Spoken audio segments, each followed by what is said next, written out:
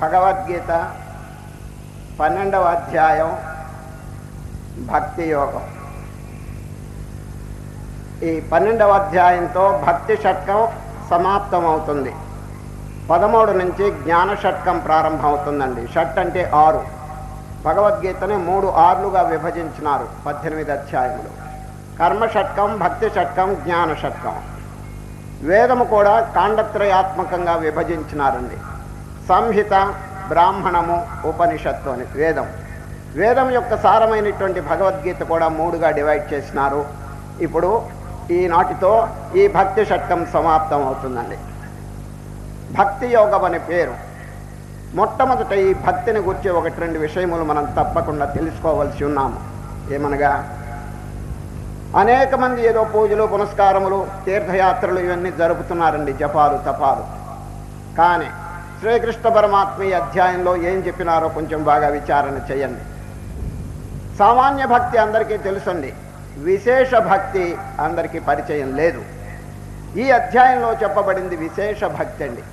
విశేష భక్తి అంటే ఏమిటి చెప్పండి? సామాన్యంగా మనం పూజలు చేసేటప్పుడు పుష్పాలతో పూజ చేస్తున్నాం. ఆ పుష్పములు ఎవరు తయారు చేసినారు అనే ప్రశ్న అండి. ఎవరండి తయారు చేసింది? మనం కాదు, సర్వేశ్వరుడు, ఆ భగవంతుని యొక్క సృష్టి అండి అది. వారు తయారు చేసిన పుష్పాలను వారికి సమర్పిస్తున్నాము. ఇది సామాన్యమైన పూజ అండి. మనము స్వయంగా కొన్ని పుష్పాలు తయారు చేసుకుని వారికి సమర్పించాలండి. అది విశేష పూజ. అది అనగా హృదయ పుష్పం, అహింస అనే పుష్పం, దయ అనేటువంటి పుష్పం, శమం అనేటువంటి పుష్పం, ఇటువంటి పుష్పములన్నీ మనం తయారు చేసుకుని వారికి అర్పణ చేస్తే మహదానందపడతారండి. అది విశేష పూజ, గొప్ప పూజ. అది ఆ పూజ ఈ భక్తి యోగంలో చెప్పబడిందండి. ఈ భక్తి అనేటువంటి విషయంలోనండి జాతి, మత, కుల, వయస్సు ఇటువంటి సంబంధం ఏమి లేదండి. అది ఎవరైనప్పటికీ అర్హులేనండి. భగవంతుని స్తోత్రం చేయటానికి, ధ్యానం చేయటానికి ఫలానా వారికే అర్హత ఉన్నదని చెప్పటానికి ఎవరికి హక్కు ఉన్నది చెప్పండి? అది వారి హృదయంలో వెలుగుతున్న దేవుడండి. ఇప్పుడు హరిజనులు ఇదివరకంతా చూడండి, వాళ్ళందరినీ మాలపల్లె, మాదకపల్లె అని చెప్పి దూరంగా వాళ్ళందరినీ విసిరి వేరే పెట్టేసినారండి. గాంధీ మహాత్ముడు వాళ్ళందరినీ సొసైటీలో చేర్చుకోండి, వాళ్ళందరూ కూడా సంఘంలో చేర్చుకోండి, వారు మానవులే, వారు మనపోటి వాళ్లే, హరిజనులు, చిల్డ్రన్ ఆఫ్ గాడ్, దేవుని యొక్క సంతానం, వారిని దూరంగా పెట్టబాకండి, అస్పృశ్యత అనేది తీసేయండి అని ఎంత చక్కని బోధ చేసినారు. హరిజనుడు అని పేరు పెట్టారు, చిల్డ్రన్ ఆఫ్ గాడ్. అది మరి ఇటువంటి చిన్న చిన్న చూపు చూడటం వల్ల, వారిని దూరంగా పెట్టడం వల్ల ఏమైపోయిందో తెలుసండి, సంకుచితమైనటువంటి భావాలు ఏర్పడింది. భక్తిలో ఈ సంకుచితత్వం ఎక్కడున్నదండి చెప్పండి? ఫలానా వాడు ఇప్పుడు హాస్పిటల్కి వెళ్ళారనుకోండి, ఆ మందు తినటానికి ఎవరికి అర్హత ఉంది చెప్పండి? రోగం వచ్చిన ప్రతి వారికి కూడా అక్కడ అర్హత ఉంది. అక్కడ జాతి, మత, కుల, స్త్రీ, పురుష భేదం హాస్పిటల్స్లో లేదండి. మీకు రోగం ఉన్నదా అని అడుగుతారు. That is the qualification. ఆ రోగం ఉంటే తప్పకుండా మందు ఇస్తారు, దాంతో నయం అయిపోతుంది. అదేవిధంగా ప్రతి జీవి పుట్టంగానే ఒక రోగం తగులుకుందండి వాడికి. ఏమి రోగం చెప్పండి? పుట్టడం అనేది రోగం. భవ అంటే to exist with a body is a disease. కొత్తగా ఒక రోగం తెచ్చుకోవటం కాదండి, వాడు పుట్టడమే ఒక రోగం. ఇదివరకు ఎన్నిసార్లు పుట్టాడు, ఎన్నిసార్లు చచ్చాడు, మళ్ళీ ఇప్పుడు పుట్టాడు, మళ్ళా చస్తాడు. జాతస్య ధ్రువ మృత్యు, ధ్రువం జన్మ మృతస్య చ. ఇది ఒక cycle of births and deaths. దీన్ని తప్పించుకోలేకపోయి నానా బాధలు పడుతున్నారు. ఇది ఒక డిజీజ్, ఇది ఒక రోగం అని చెప్పి పెద్దలు చెప్పారు. దాని పేరేమిటి? రోగం పేరు భవ అంటే ఉండటం. దేంతో ఉండటం? శరీరంతో ఉండటం. To exist with a body. అది ఆత్మతో ఉండటం అనేది రోగం కాదండి. ఆత్మతో ఉండటం అనేది మోక్షం. శరీరంతో ఉండటం అనేది రోగం. అది ఈ రోగానికి మందు తెచ్చుకుంటున్నాం మనం. ఈ మందు చూడండి, భక్తి అనేటువంటిది ఒక ఔషధం. ఎవరికి హక్కు లేదు చెప్పండి? ప్రతి వారికి హక్కు ఉంటుందండి. కనుక ఇది ఎవరైనా, కొందరు అడుగుతారు, ఏమండి మాకు ఈ మంత్రం జపం చేయడానికి మాకు అర్హత ఉన్నదా అని చెప్పి కొందరు అడుగుతారు. లేకవండి, ప్రతి వారికి కూడా తరించడానికి అవకాశం ఉంది. ఎందుకంటే దేవుడు ఎక్కడున్నాడు? అడిగేవారి హృదయంలోనే ఉన్నాడు. చూడండి, నాకు అర్హత ఉన్నదా అని అడుగుతున్నాడు చూడండి, వాడి హృదయంలో ఎవడున్నాడు చెప్పండి? సర్వస్య చాహం హృది సన్నివిష్ట, I'm residing in the hearts of everybody అని భగవద్గీతలో చెప్తున్నారే. ప్రతి జీవి యొక్క హృదయంలో ఉన్నప్పుడు వాడికి ధ్యానం చేయడానికి అర్హత లేదండి? తన ఆత్మస్వరూపాన్ని తెలుసుకోవటానికి అర్హత లేదా? కనుక విశాల భావాన్ని మనం ఈ ఆధ్యాత్మిక విషయంలో ప్రకటించాలన్నది. నారద మహర్షి అండి భక్తి సూత్రంలో ఒక సూత్రం రాసినారు. ఏమిటి తెలుసండి? నాస్తి తేషు జాతి విద్య రూప కుల ధన క్రియాది భేద. ఈ ఆధ్యాత్మిక విషయంలో ఈ భేదాలు ఏం పెట్టుకోబాకండి అన్నారు. చూడండి ఎంత చక్కని సూత్రం. మళ్ళీ చెప్తున్నారు, నాస్తి తేషు జాతి విద్య రూప కుల ధన క్రియాది భేద. చిన్న దృష్టాంతం చెప్తే మీకు అర్థమవుతుంది. ఆనాడు రామాయణ కాలంలోనండి రామచంద్రుడు, లక్ష్మణుడు, సీతమ్మ ముగ్గురు అరణ్యవాసానికి బయలుదేరారు. చాలా దూరం పోయినారు. చాలా దూరం పోయిన తర్వాత అండి ఒక నది అడ్డంగా వచ్చిందండి. ఎవరికి? ఈ ముగ్గురికి ప్రయాణికులకి నది అడ్డంగా వచ్చింది. ఆలోచిస్తున్నారు ఎట్లా దీన్ని దాటవలను అని. ఏమండి, దూరంగా ఒక ఆయన పడవ పెట్టుకుని కూర్చున్నాడండి. ఆ పడవ ఆయన దగ్గరికి పోయినారు. ఎవరు? ముగ్గురు. రామచంద్రుడు ప్రశ్న వేస్తున్నాడు, ఏమండి మా ముగ్గురిని అవతల ఒడ్డుకు తీసుకుని వెళ్తారా అని అడిగాడండి రాముడు. ఆ నావికుడు నాడే ఈ పాదముల దగ్గర నుంచి శిరస్సు వరకు రామచంద్రుని ఒక్కసారి చూచాడండి. చూచి, మహానుభావ, ఈ అరణ్యంలో ఒక వదంతి వ్యాపించింది. ఒక పుకారు అంటే వదంతి వ్యాపించింది. ఎవరో కొత్త ఆయన బయలుదేరాడు ఈ అరణ్యంలో. ఆయన నడుస్తుంటే ఒక రాయి ఆయన కాలికి తగిలింది, ఆడపిల్లగా మారిపోయింది అని చెప్పి అనుకుంటున్నారు. బహుశా మీరే అయి ఉండొచ్చు. మీ కాలికి ఏదో ఒక శక్తి ఉన్నది, పాదధూళికి ఆడపిల్లల్ని చేసే శక్తి అది అని నేను అనుకుంటున్నాను. మా పడవ 40 చెక్కలతో చేయబడింది. మీరు కనుక మా పడవ మీద ఎక్కితే 40 మంది ఆడపిల్లలు తయారైతే అదొక సమస్యగా తయారవుతుంది. కాబట్టి మిమ్మల్ని పడవ ఎక్కించను అన్నాడండి. అప్పుడు అసలు ఎక్కించవా అని అడిగాడు. ఎవరు? రామచంద్రుడు. ఒక షరతు మీద అయితే మిమ్మల్ని ఎక్కిస్తానన్నాడు. ఏమిటి ఆ షరతు అన్నాడు? మిమ్మల్ని భుజం మీద కూర్చోబెట్టుకుంటాను, మీ పాదముల్ని బాగా నీళ్లతో కడిగేస్తాను. ఎందుకంటే ఈ పాద ధూళి ఉండకూడదు, ధూళి ఉంటే ఆడపిల్లలు తయారవుతారు. అందువల్ల బాగా కడిగేస్తాను. అమాంత మళ్ళీ కింద పెట్టను, మిమ్మల్ని కాలు కింద పెట్టనివ్వను, కింద పెట్టి మళ్ళీ దుమ్ము అంటుతుంది. అందువల్ల అమాంతంగా మళ్ళీ పడవలో కూర్చోబెడతాను, ఆ షరతు మీద అయితే తీసుకువెళ్తానన్నాడు. సరే, రామచంద్రుడు అంగీకరించినారు. అట్లాగే కూర్చోబెట్టారు. ఇక సరిగ్గా పడవ నడిపేటువంటి టైంలో ఈ కూలీ విషయంలో వచ్చిందండి. ఇది ముందుగానే మాట్లాడుకోవాలి కదా. ఏమండి మీకు ఎంత ఇవ్వాలి అవతల ఒడ్డుకు తీసుకుని వెళ్ళేందుకు అని అడిగినాడు రామచంద్రుడు. స్వామి మహానుభావ, మాకేమి మీరు మాకు ఒక్క పైసా కూడా ఇవ్వక్కర్లేదు. ఈ చిన్న నదిని మిమ్మల్ని దాటిస్తాను, సంసార సముద్రం మమ్మల్ని దాటించండి అన్నాడండి ఆయన. ఎంత చక్కగా చెప్పాడు చూడండి. ఈ చిన్న నదిని మేము ఉచితంగా మిమ్మల్ని దాటిస్తాము, సంసార సముద్రాన్ని దాటించండి అని ప్రార్థన చేస్తాడు. చూడు, ఆయన ఎవరు చెప్పండి? అందరికీ పరిచితుడే కదా. చెప్పండి, వారికి ఏమైనా విద్య ఉన్నదా? వారికి ఏమైనా కుల సంబంధంగా ఏదైనా ఉన్నది? ఏమి లేకుండా ఒక సామాన్యమైనటువంటి వ్యక్తి శ్రీరామచంద్రుని యొక్క కరుణకు, వారి యొక్క ఆశీర్వాదానికి పాత్రుడైనాడంటే చూడండి. గుహుడు ఆనాడు యుద్ధం అంతా పూర్తి అయిపోయిన తర్వాత పుష్పక విమానంలో బయలుదేరుతూ రామచంద్రుడు హనుమంతుని పిలిచి, గుహుడితో చెప్పండి, మేము వస్తున్నామని చెప్పి గుహుడితో చెప్పండి అని జ్ఞాపకం పెట్టుకున్నాడు. చూడండి, అది వారి మనసులో గుహుడు జ్ఞాపకం ఉన్నాడంటే ఎంత అదృష్టవంతుడో చూడండి. అది ఇదంతా ఎందుకు చెప్పినానంటే, కులమా తక్కువ, విద్య తక్కువ, ఏమీ లేకపోయినప్పటికీ రామచంద్రుని యొక్క కృపాకటాక్షానికి వారు భాగ్యం పొందినారంటే, అదృష్టం నోచుకున్నారంటే, ఇక్కడ ఏమైనా జాతులు అడ్డం వచ్చినాయా? విద్యలు ఇతరమైనటువంటివి అన్నీ అడ్డొచ్చినాయా అండి? లేదు. నాస్తి తేషు జాతి విద్య రూప కుల ధన క్రియాది భేద. ఇదండి భక్తి మార్గంలో ఎవరు కూడా ఇంకా సంకోచింపలేదు. తమ హృదయంలో వెలుగుతున్నటువంటి పరమాత్మను ధ్యానం చేయడానికి వారికి సర్వ హక్కులు ఉన్నాయి. వారు వెంటనే ప్రారంభం చేయటం చాలా మంచిదండి. ఇంతవరకు ఎవరైనా హెసిటేట్ అంటే పెనుగులాడుతూ ఇది మనం చేయవచ్చునా లేదా అని చెప్పి అంటుంటే ఆ సంశయములు వారు దూరీకరించడం మంచిదండి. ఇది అయితే ఇంకొక విషయం ఈ భక్తి మార్గంలో జ్ఞాపకం పెట్టుకోవాలి. ఏమిటంటే, ధ్యానం చేసేటప్పుడు కానీ జపం చేసేటప్పుడు కానీ మనస్సు ఇతరత్ర పోకూడదండి. ఇది అనన్య. చూడండి, భక్తి అనేది అందరికీ ఉన్నది, కానీ అనన్య భక్తి లేదు. అనన్య అంటే ఏమిటి చెప్పండి? అన్యం అంటే ఇతరం. ఇతరమైనటువంటి దృశ్య వస్తువులను గూర్చి చింతన చేయటం వదిలిపెట్టేయాలి. ఏ ధ్యేయం మీద మనస్సు నిలకడగా ఉన్నదో, దేని గురించి వారు జపం చేస్తున్నారో, దేని గురించి వారు లక్ష్యం పెట్టుకున్నారో అది మాత్రం తప్ప ఇంకా ఏది ఉండకూడదు. దీని పేరు అనన్య భక్తి అంటారు. చూడండి, ఇష్టదైవం అంటారు. చూడండి, దేవుళ్ళు చాలామంది ఉన్నారు, కానీ ఇష్టదైవం మీకు రాముడు, వారి కృష్ణుడు, వీరికి శివుడు, వారికి ఇంకొక దేవుడు, దేవి, గణపతి, సూర్యుడు, ఇట్లా అనేక మందికి అనేక ఇష్టదైవాలు ఉంటాయి. వారి మంత్రం చక్కగా జపం చేసుకోండి. అనన్యమైనటువంటి ఇతరమైనటువంటిది ఏ సంకల్పం మనస్సుకి రానేయకూడదండి.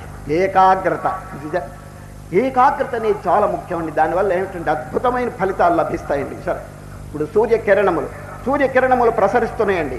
దాంట్లో శక్తి ఉన్నది కానీ అది ప్రకటింపబట్టలేదు. ఎందుకంటే పరిపరి విధములుగా ఉన్నాయి కిరణములు. అక్కడో కిరణం, ఇక్కడో కిరణం. ఒక లెన్స్ పెట్టండి, లెన్స్ పెడితే అన్ని కిరణములు ఒక్క చోట కన్వర్జ్ అవుతాయండి. ఏకాగ్రంగా ఉంటే ఒక చుక్క ఏర్పడుతుంది. కింద ఒక పేపర్ పెట్టండి, ఇక్కడ లెన్స్ పెట్టి సూర్యప్రకాశంలో లెన్స్ కింద ఒక కాగితం పెట్టండి. It will burn away in course of time. ఒక 2 నిమిషాల్లో అది కాలిపోతుందండి. Where is the burning capacity? చెప్పండి. కిరణములో ఉన్నది, ఆ శక్తి ఉన్నది, కానీ విచ్ఛిన్నంగా పరిపరి విధములుగా పోయినందువల్ల ఆ శక్తి ప్రకటింపబట్టలేదు. అదేవిధంగా మనస్సు కూడా అద్భుతమైనటువంటి శక్తులు ఉన్నాయండి. ఏకాగ్రంగా ఉన్నప్పుడు అండి ఎటువంటి అద్భుతమైన ఫలితం కలుగుతుందో అది నోటితో చెప్పడం కాదు, ప్రతి వారు కూడా అనుభవించి చూడవలసింది అంశం. ఏకాగ్రంగా ఉండి ఇతరమైనటువంటిది ఏది దిశశ్చనవలోకయన్, దిక్కులు చూడటం కానీ ఇతర సంకల్పములు కానీ ఏది మనస్సుకి రాకూడదన్నది. ఈ ఏకాగ్రత విషయంలో కూడా ఒక చిన్న దృష్టాంతం చెప్తాను. ఆనాడు మహాభారత సమయంలోనండి ద్రోణాచార్యులు వీళ్ళందరికీ విలువిద్య నేర్పుతున్నాడండి చిన్నప్పుడు. ఎవరికండి? కౌరవులు, పాండవులు. 100 మంది కౌరవులు, 5 మంది పాండవులు. ఎంతమంది చెప్పండి? 105. 105 మందికి చక్కగా విలువిద్య నేర్పి ఒక సంవత్సరం టెస్ట్ ఎగ్జామినేషన్ పరీక్ష పెట్టాలని అనుకున్నాడు ఎవరు? ద్రోణాచారి. అందరికీ ముందుగానే చెప్పినారు, నాయనలారా మీ బాణాలు మీ యొక్క ఇవన్నీ తీసుకుని రాండి, ఏకాంతంగా ఊరు బయటికి తీసుకుని రండి, మీ బాణాలు ఇది చూడండి ధనుస్సులు ఇవన్నీ తీసుకుని రండి అని చెప్పి అందరినీ తీసుకెళ్ళాడు. ఎక్కడికి? ఊరు బయటికి. అక్కడ ఒక పెద్ద చెట్టు ఉందండి, బ్రహ్మాండమైన చెట్టు. దాని చివర చిటారు కొమ్మకండి ఒక గడకర్ర కట్టాడండి. కట్టించాడు ఎవరు? ద్రోణాచారి. గడకర్ర. ఆ గడకర్ర చివర కొయ్య పక్షి వేలాడి తీయించాడండి. ఆ కొయ్య పక్షికి గాజు కన్ను పెట్టాడు. ఈ 105 మందిని చెట్టుకి దూరంగా తీసుకొచ్చాడు ఎవరు? ద్రోణాచారి. ఎగ్జామినేషన్ పరీక్ష. అయ్యా బీ రెడీ, అందరూ సిద్ధంగా ఉండండి, వారి ధనుస్సులు బాణాలు తీసుకుని అందరు రెడీగా ఉన్నారండి. నేను పిలిచిన వారు మాత్రం ముందుకు రండి అన్నాడు. ఒక్కరిని పిలిచాడండి ముందు, ఎవరో? ద్రోణాచారి. పిలిచిన తర్వాత సరిగా గురి పెట్టవయ్యా అన్నాడు. గురి పెట్టాడు, కొట్టబోతున్నాడండి. కొట్టబోయే టైంలో ఆపేసినాడండి ఎవరు? ద్రోణాచారి. Please stop. మీరు కొట్టబోయే సమయంలో మీకు ఏమి కనిపిస్తున్నది అని అడిగాడండి ఎవరు? ద్రోణాచారి. ఆయన ఏం చెప్పాడు తెలుసండి? ఒక చెట్టు కనిపిస్తున్నది, చెట్టు పైన ఒక కర్ర కనిపిస్తున్నది, కర్ర పైన ఒక పక్షి కనిపిస్తున్నది అన్నాడండి. మీరేం కొట్టక్కర్లేదు కానీ దయచేసి వెళ్ళిపోండి అన్నాడండి ద్రోణాచారి. పంపించేశారండి. నెంబర్ 2 ఇంకొకరిని పిలిచారు. సరిగ్గా కొట్టబోయే సమయంలో మీకేం కనిపిస్తున్నది అని అడిగాడు ఎవరు? ద్రోణాచారి. ఆయన ఏం చెప్పాడు తెలుసండి? గురువు గారైన మీరు కనిపిస్తున్నారు అన్నాడండి. ఇంకా దయచేవయ్యా, మీరేం కొట్టక్కర్లేదు వెళ్ళిపోండి అన్నాడు. 3వ వాడిని పిలిచాడండి. మీకేం కనిపిస్తున్నది కొట్టబోయేటప్పుడు అంటే? ఆయన కూడా ఇదిగో చుట్టుపక్కన ఎవరో నడుస్తున్నారు, ఇదంతా ఇల్లు ఉంది అక్కడ, ఇట్లా చెప్పాడండి. ఆయన్ని కొట్టనివ్వలేదు. ఇట్లా అందరినీ విరమింపజేశాడండి. ఒక్కరిని కొట్టనివ్వలేదండి. ఆఖరికి అర్జునుడిని పిలిచాడండి. అర్జునే మారో కొట్టమన్నాడు ఒకసారి. సరిగా కొట్టబోయే టైంలో అడిగావు, ఆపు, మీకేం కనిపిస్తున్నది అని అడిగాడు ద్రోణాచారి. అర్జునుడు చూడండి ఎంత అద్భుతమైన జవాబు ఇచ్చాడంటే, మహానుభావ మాకేమీ కనిపించటం లేదు, పక్షి కూడా కనిపించటం లేదు, పక్షి కన్ను కనిపిస్తున్నది. పరీక్ష ఏమిటంటే పక్షి యొక్క కన్ను కొట్టాలండి, అది పరీక్ష. ఆ లక్ష్యము తప్ప ఇంకేది కనిపించట్లేదండి. అనన్య చూడండి, ఆ ఏకాగ్రత కాన్సన్ట్రేషన్ వల్ల మారు అన్నాడంతే. కొట్టండి అన్నాడు, ఒక దెబ్బకి ఎగిరిపోయిందండి ఆ పక్షి యొక్క కన్ను. చూచారా? పక్షి కాదు, పక్షి యొక్క కన్ను. అర్జునుడికి ఒక్కరికే సరి అయినటువంటి ఏకాగ్రత ఉన్నదని నిరూపించినారండి. అది ఇంతమంది ఉన్నారు కదా, 105 మందికి ఏకాగ్రత సరి లేదండి, ఒక్కరికి మాత్రమే ఉన్నది. కనుక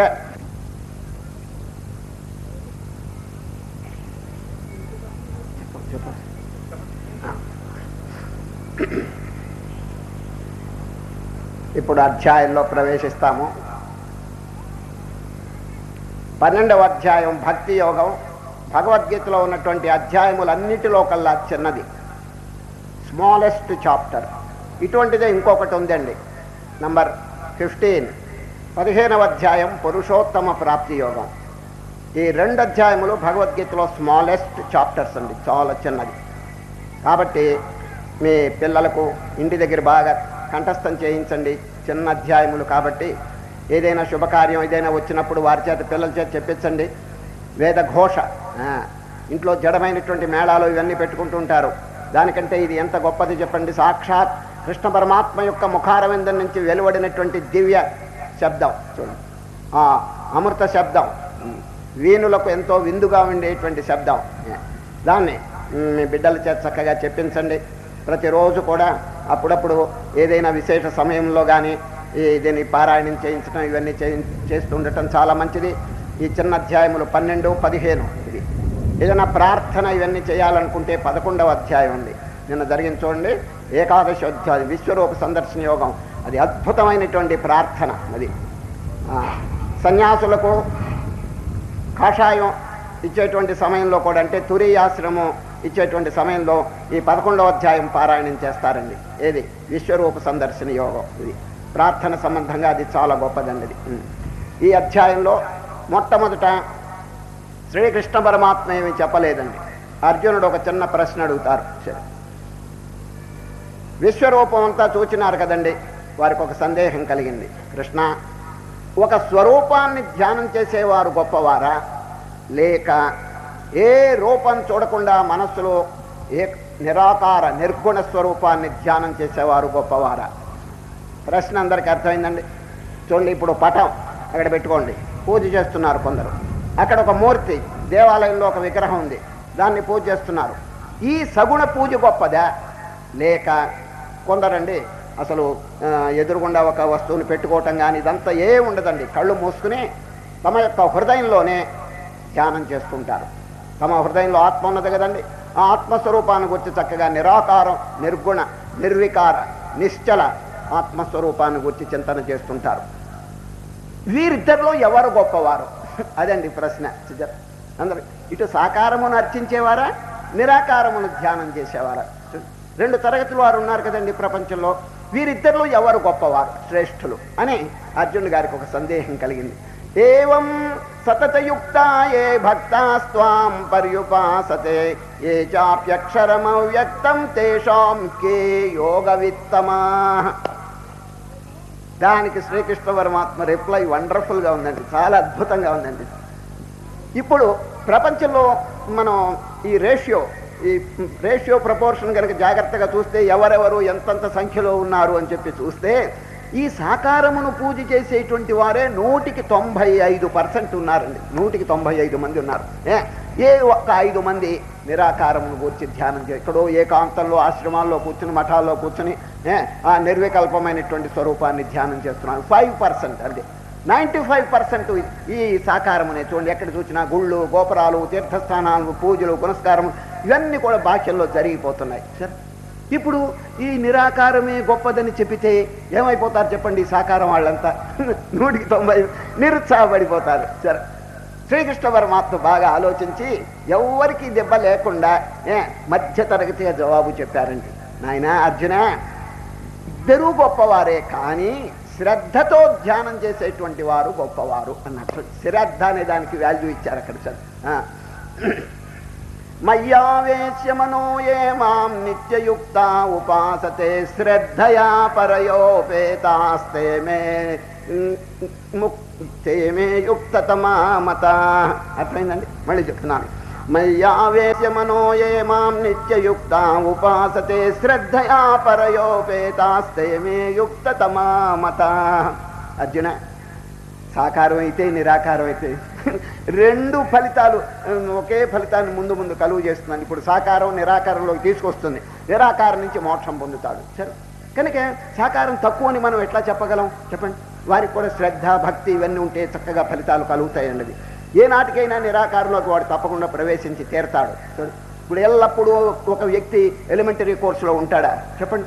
నెమ్మదిగా హై స్కూల్ కోర్సులోకి వస్తాడు, దాంట్లోంచి కాలేజీ నుంచి గ్రాడ్యుయేట్ అవుతాడు. అదేవిధంగా ఈ ఆధ్యాత్మిక పాఠంలో కూడా ఈ సాకారం అనేది ఎలిమెంటరీ కోర్స్ అనుకోండి, దాన్ని నిరుత్సాహపరచకూడదండి. ఎందుకంటే అనేక మంది యొక్క స్వభావం సామాన్య స్థితిలో ఉన్నదండి, వారు అతీత స్థితికి పోలేదండి. అందుచేత వారికి అనుగుణ్యంగా మనం ఏం చెప్పాలంటే, శ్రద్ధతో నాయన అట్లాగే చేసుకో, అట్లాగే పూజ చేసుకో, ఆరాధన చేసుకో, తీర్థయాత్రలు చేసుకోండి, కానీ మీ జీవితం పవిత్రంగా ఉండేటట్టు చూడండి. చాలామంది అండి ఈ బాహ్యమైనటువంటి క్రియలు చేస్తున్నారు కానీ క్యారెక్టర్ చాలా దూరంగా పెడుతున్నారండి. క్యారెక్టర్ బిల్డింగ్ లేకపోతే నిజంగా అంత నాశనం అయిపోతుందండి. చూడండి, దృష్టాంతం రావణాసురుడు. ఎన్ని శివలింగాలకి పూజ చేసేవాడు చెప్పండి, ఎంత గొప్ప శివభక్తుడు, అయినప్పటికీ నీ డౌన్ ఫాల్ ఎందుకు వచ్చింది చెప్పండి, అది చెప్పండి. సర్వం నిష్ఫలితం తథైవ విధినా దైవే బలే దుర్బలే. ఆ character building, moral training, ethical లేదు కాబట్టి అది పడిపోయినాడు ఆయన. ఎంత ఎన్ని శివలింగాలకి పూజ చేసేవాడు చెప్పండి. ఎప్పుడు స్ఫటికలింగం వారి దగ్గర ఉంటుందటండి. ఎవరికి దగ్గర? రావణాసుడి దగ్గర. ఎక్కడికి వెళ్ళా he will carry along with him. స్ఫటికలింగం తీసుకుపోయి దాన్ని పూజ చేస్తూ ఉంటాడండి. చిత్తశుద్ధి లేని శివ పూజలేలరా విశ్వదాభిరామ వెనురవేమ. చిత్తశుద్ధి లేదండి, అందుచేత పతనం కలిగింది. కనుక పూజ మంచిదే, పూజ తప్పకుండా మంచిదే, కానీ చిత్తశుద్ధి దాంతో జోడింపజేయాలి. అందుచేతనే జనులు సరైనటువంటి అవగాహన లేనందువల్లనే వాళ్ళు ఎల్లప్పుడూ ఒకే స్థితిలో ఉండిపోతున్నారండి. No improvement, no progress. ఎన్ని సంవత్సరాలు మీరు పూజ చేశారో కొంచెం లెక్కేసుకోండి, మీరు ఎన్ని సంవత్సరాలు తీర్థయాత్రలు వేశారో లెక్కేసుకోండి. హృదయంలో ఏదైనా ఉన్నతి కలిగిందా, శాంతి కలిగిందా, దైవ సంబంధమైనటువంటి అనుభూతి ఏమైనా కలిగిందా? ఇది కదండి మనకు ముఖ్యంగా కావాల్సింది. ఎక్కడున్నది లోటు, అది ఇప్పుడు మనం విచారించాలండి. సరే, ఏ డ్రాబ్యాక్ మనలో ఉంటే ఈ స్థితి కలుగుతున్నదని విచారణ చేసి దాన్ని రెక్టిఫై చేసుకోవాలి. ఏంటి ఎక్కడో తెలిసిన క్యారెక్టర్, అది మన చరిత్ర విషయం చాలా హోప్లెస్గా తయారవుతున్నదని కేర్ చేయటం లేదు. మనకు కావాల్సింది పూజ. పూజ అనేది చూస్తున్నారే కానీ యాత్రలు అనేది చూస్తున్నారు, రామకోటి అనేది రాస్తున్నారు. కోపం తగ్గిందా, అసూయ తగ్గిందా, ద్వేషం తగ్గిందా అని ఎవరైనా ఆలోచిస్తున్నారో చెప్పండి. ఇది కనుక చరిత్ర కనుక హీనమైతే మానవుడి పతనం అయిపోతాడండి. అది కనుక అన్నిటికంటే ముఖ్యం ఏమిటంటే క్యారెక్టర్ అంటే ఏమిటి? మన చరిత్ర, మన స్వభావం. ఇంగ్లీష్లో ఒక చక్కని వాక్యం ఉంది, చెప్తాను. If your wealth is last, nothing is lost. చూడండి, మహనీయులు చెప్పిన వాక్యం. If your wealth is last, nothing is lost. If your health is lost, something is last. But if your character is lost, everything is lost. డబ్బు పోతే తిరిగి సంపాదించుకోవచ్చండి, ఆరోగ్యం పోతే పూర్ణ ఆరోగ్యం మళ్ళీ తెచ్చుకోవటం కష్టం అంటున్నాడు. చూడండి, ఆరోగ్యం తగ్గితే ఇదివరకున్న పూర్ణారోగ్యం అంతా రావటం కష్టం అండి. అది అంచేత if your health is lost, something is lost అంటున్నాడు. If your wealth is lost, డబ్బు కనకపోతే నథింగ్ ఈజ్ లాస్ట్. ఎందుకంటే ఇప్పుడు 100 రూపాయలు పోయినాయి అనుకోండి, 100 రూపాయలు తిరిగి సంపాదించుకోవచ్చు. చూచారా? ఆ విధంగా ఆరోగ్యం సంపాదించడం కష్టం కాబట్టి సంథింగ్ ఈజ్ లాస్ట్ అన్నాడు. If your health is lost, something is last. But if your character is lost, everything is lost. నీ చరిత్ర, నీ పవిత్రత కనుక పోతే ఇక ఎందుకు పనికి రాకుండా పోతావు. ఒకవేళ ఈ ప్రపంచం వాళ్ళు నిన్ను మానవుని నెత్తి మీద ఎక్కించవచ్చు, ఎందుకంటే వారి అధికారం, వారి డబ్బు చూసి ఏదైనా కొంచెం వారిని ఘనంగా చూసినా భగవంతుని దృష్టిలో ఏమైపోతారు చెప్పండి. లోకుల దృష్టిలో మనం గొప్పవారం కావటం అనేది పెద్ద గొప్ప కాదండి. భగవంతుని దృష్టిలో ఇదిగో వీడు గొప్పవాడు అని ఏలు పెట్టి చూపించాలి. యో మద్భక్త సమే ప్రియ, గీతలో ఈ అధ్యాయంలోనే వస్తుందండి. సరే, నాకు ఎవరంటే ప్రియుడు? నా భక్తుడు. భక్తుడు అంటే ఏమిటి? గుణాలు చెప్తాడు. 26 సుగుణములు భక్తి గుణాలు చెప్తాడండి. ఈ 26 గుణాలు ఎవరు ఆచరణలో పెడతాడు వాడు హీఈస్ డియరెస్ట్ టు మీ అంటాడు శ్రీకృష్ణుడు. నాకు ధనవంతులు పెద్ద గొప్ప కాదు, అధికారవంతులు గొప్ప కాదు. ఎవరు గొప్ప తెలిసిన? నేను చెప్పినటువంటి ఈ భక్తి గుణాలను ఎవరు నిత్య జీవితంలో ఆచరణలో పెడుతుంటారో they are dearest and nearest to me. భక్తిమాన్ యస్సమే ప్రియ, యో మద్భక్త సమే ప్రియ. ఇప్పుడు దేవుడు అందరికీ గొప్పవాడేనండి కదండి. మీకు గొప్పవారు, వారి గొప్పవారు. దేవుడు అంటే అందరికీ గొప్పవారు, కానీ దేవుని దృష్టిలో మనం గొప్పవారమా కాదా అది చూడాలండి. అర్థమైందండి? ఇప్పుడు మనం అందరం దేవుణ్ణి మహానుభావ అని చెప్పి ప్రార్థన చేస్తుంటాం, చాలా గొప్పవాడు మన దృష్టిలో. కానీ దేవుని దృష్టిలో మనం ఎట్లా ఉన్నాం చెప్పండి? మనం కూడా గొప్ప స్థితిలో ఉండాలండి దేవుని దృష్టిలో. ఎప్పుడు ఉంటాం తెలిసిన? వారు బోధించింది మనం చక్కగా ఆచరిస్తుంటే వారికి ఎంతో ఆనందం. గీతలో ఏం చెప్పారు? అర్జున, నేను చెప్పిన బోధంతా మీరు విన్నారు, 10 మందికి ప్రచారం చేయండి. ఆ విధంగా కనుక మీరు ప్రచారం చేస్తే నాకు ఎంత ఆనందం అంటే భవిష్యత్తులో కూడా అటువంటి స్నేహితుడు నాకు దొరకబోడు అంటాడండి. చూడండి, యయమం పరమం గుహ్యం మద్భక్తేషు విధాస్యతి భక్తిం మయి పరాం కృత్వా మామే వైష్యత్య సంశయః నచ తస్మాన్ మనుష్యేషు కశ్చిన్మే ప్రియకృత్తమః భవితా నచ మే తస్మాదన్యః ప్రియతరో భువి. చిన్న దృష్టాంతం చెప్తే మీకు చక్కగా బోధపడుతుంది. కాశీలోనండి ఒక దేవాలయం ఉంది, మీకు అందరికీ తెలుసు. ఏం దేవాలయం? విశ్వనాథుని దేవాలయం. ఆ విశ్వనాథుని దేవాలయంలో పొద్దున 7 గంటలకి పూజారి వచ్చాడండి. వచ్చి నిర్మాల్యం తీసేసి అభిషేకం చేస్తున్నాడండి. ఎక్కడ? విశ్వనాథుని దేవాలయం. దానికి ఆవరణ ఉందండి, ప్రాంగణం పెద్దది, కాంపౌండ్ వాల్. ఆ లోపల పూజ చేస్తున్నాడు. అభిషేకం చేస్తున్నటువంటి టైంలోనండి ఎవరు రాలేదు, ఇంకా భక్తులు ఎవరు రాలేదండి గుడికి పొద్దున 7 గంటలకి. అప్పుడు ఆకాశంలో నుంచి బ్రహ్మాండమైన శబ్దంతో ఒక బంగారపు పళ్ళెం కింద పడిందండి. ఇక్కడ తట్ట అంటారేమో, బంగారపు పళ్ళెం ఆకాశంలో నుంచి మంచి శబ్దంతో కింద పడిందండి. ఈయన ఆశ్చర్యపడి ఏమిటి శబ్దం అని చెప్పి పూజ ఆపేసి పరిగెత్తాడండి. ఎవరు? పూజారి. చూస్తే బంగారపు పళ్ళెం అండి. ఎంత విలువ అంటే లక్షల రూపాయలు ఖరీదు చేస్తుందండి ఆ పళ్ళెం. దాన్ని ఏమండి, బంగారు పళ్ళెం ఎవరైనా వదులుతారా చెప్పండి? దాన్ని తీసుకుంటారు కదా. దాన్ని తీసుకోవడానికి పట్టుకున్నాడు, మట్టి మూకుడుగా తయారైందండి. అవతల మారేశాడు. మరలా ఇంకోసారి పట్టుకున్నాడు, మళ్ళా మట్టి మూకుడు అయిపోయింది. వదలంగానే బంగారం అయిపోయింది. దాని మీద ఒక వాక్యం రాసి ఉండటం చూచాడండి ఎవరు? పూజారి. ఏమున్నదో తెలుసండి? నా భక్తునకు అని ఉందండి. నా భక్తునకు, టు మై డివోటీ, అది దాని మీద రాస్తుంది. మరి ఎవడైనా భక్తుడైతే వాడికి చెందుతుంది అది. ఈ పూజారి గారు రోజు పూజ చేస్తున్న భక్తుడు కాదనమాట, చూసారా? అందువల్ల ఈయన గారు తాకితేనండి బంగారం కాదు, మట్టి అయిపోయిందండి. ఎప్పుడు ఈ శబ్దం, బ్రహ్మాండమైన శబ్దం వినిపించిందో చుట్టుపక్కల వారందరూ పరిగెత్తుకుంటూ వచ్చారండి. ఎక్కడికి? దేవాలయం. వందల మంది వచ్చేసి అందరూ తాకటం, మట్టి అయిపోతున్నారు. ఎవరు తాకినా కూడా మట్టి అయిపోతున్నది. ఏమిటిది వండర్గా ఉంది అని చెప్పి ఈ వార్తని రాజుగారి చెవిలో పడిందండి. కాశీరాజు, కాశీ పట్టణానికి రాజుగారు ఉన్నారండి.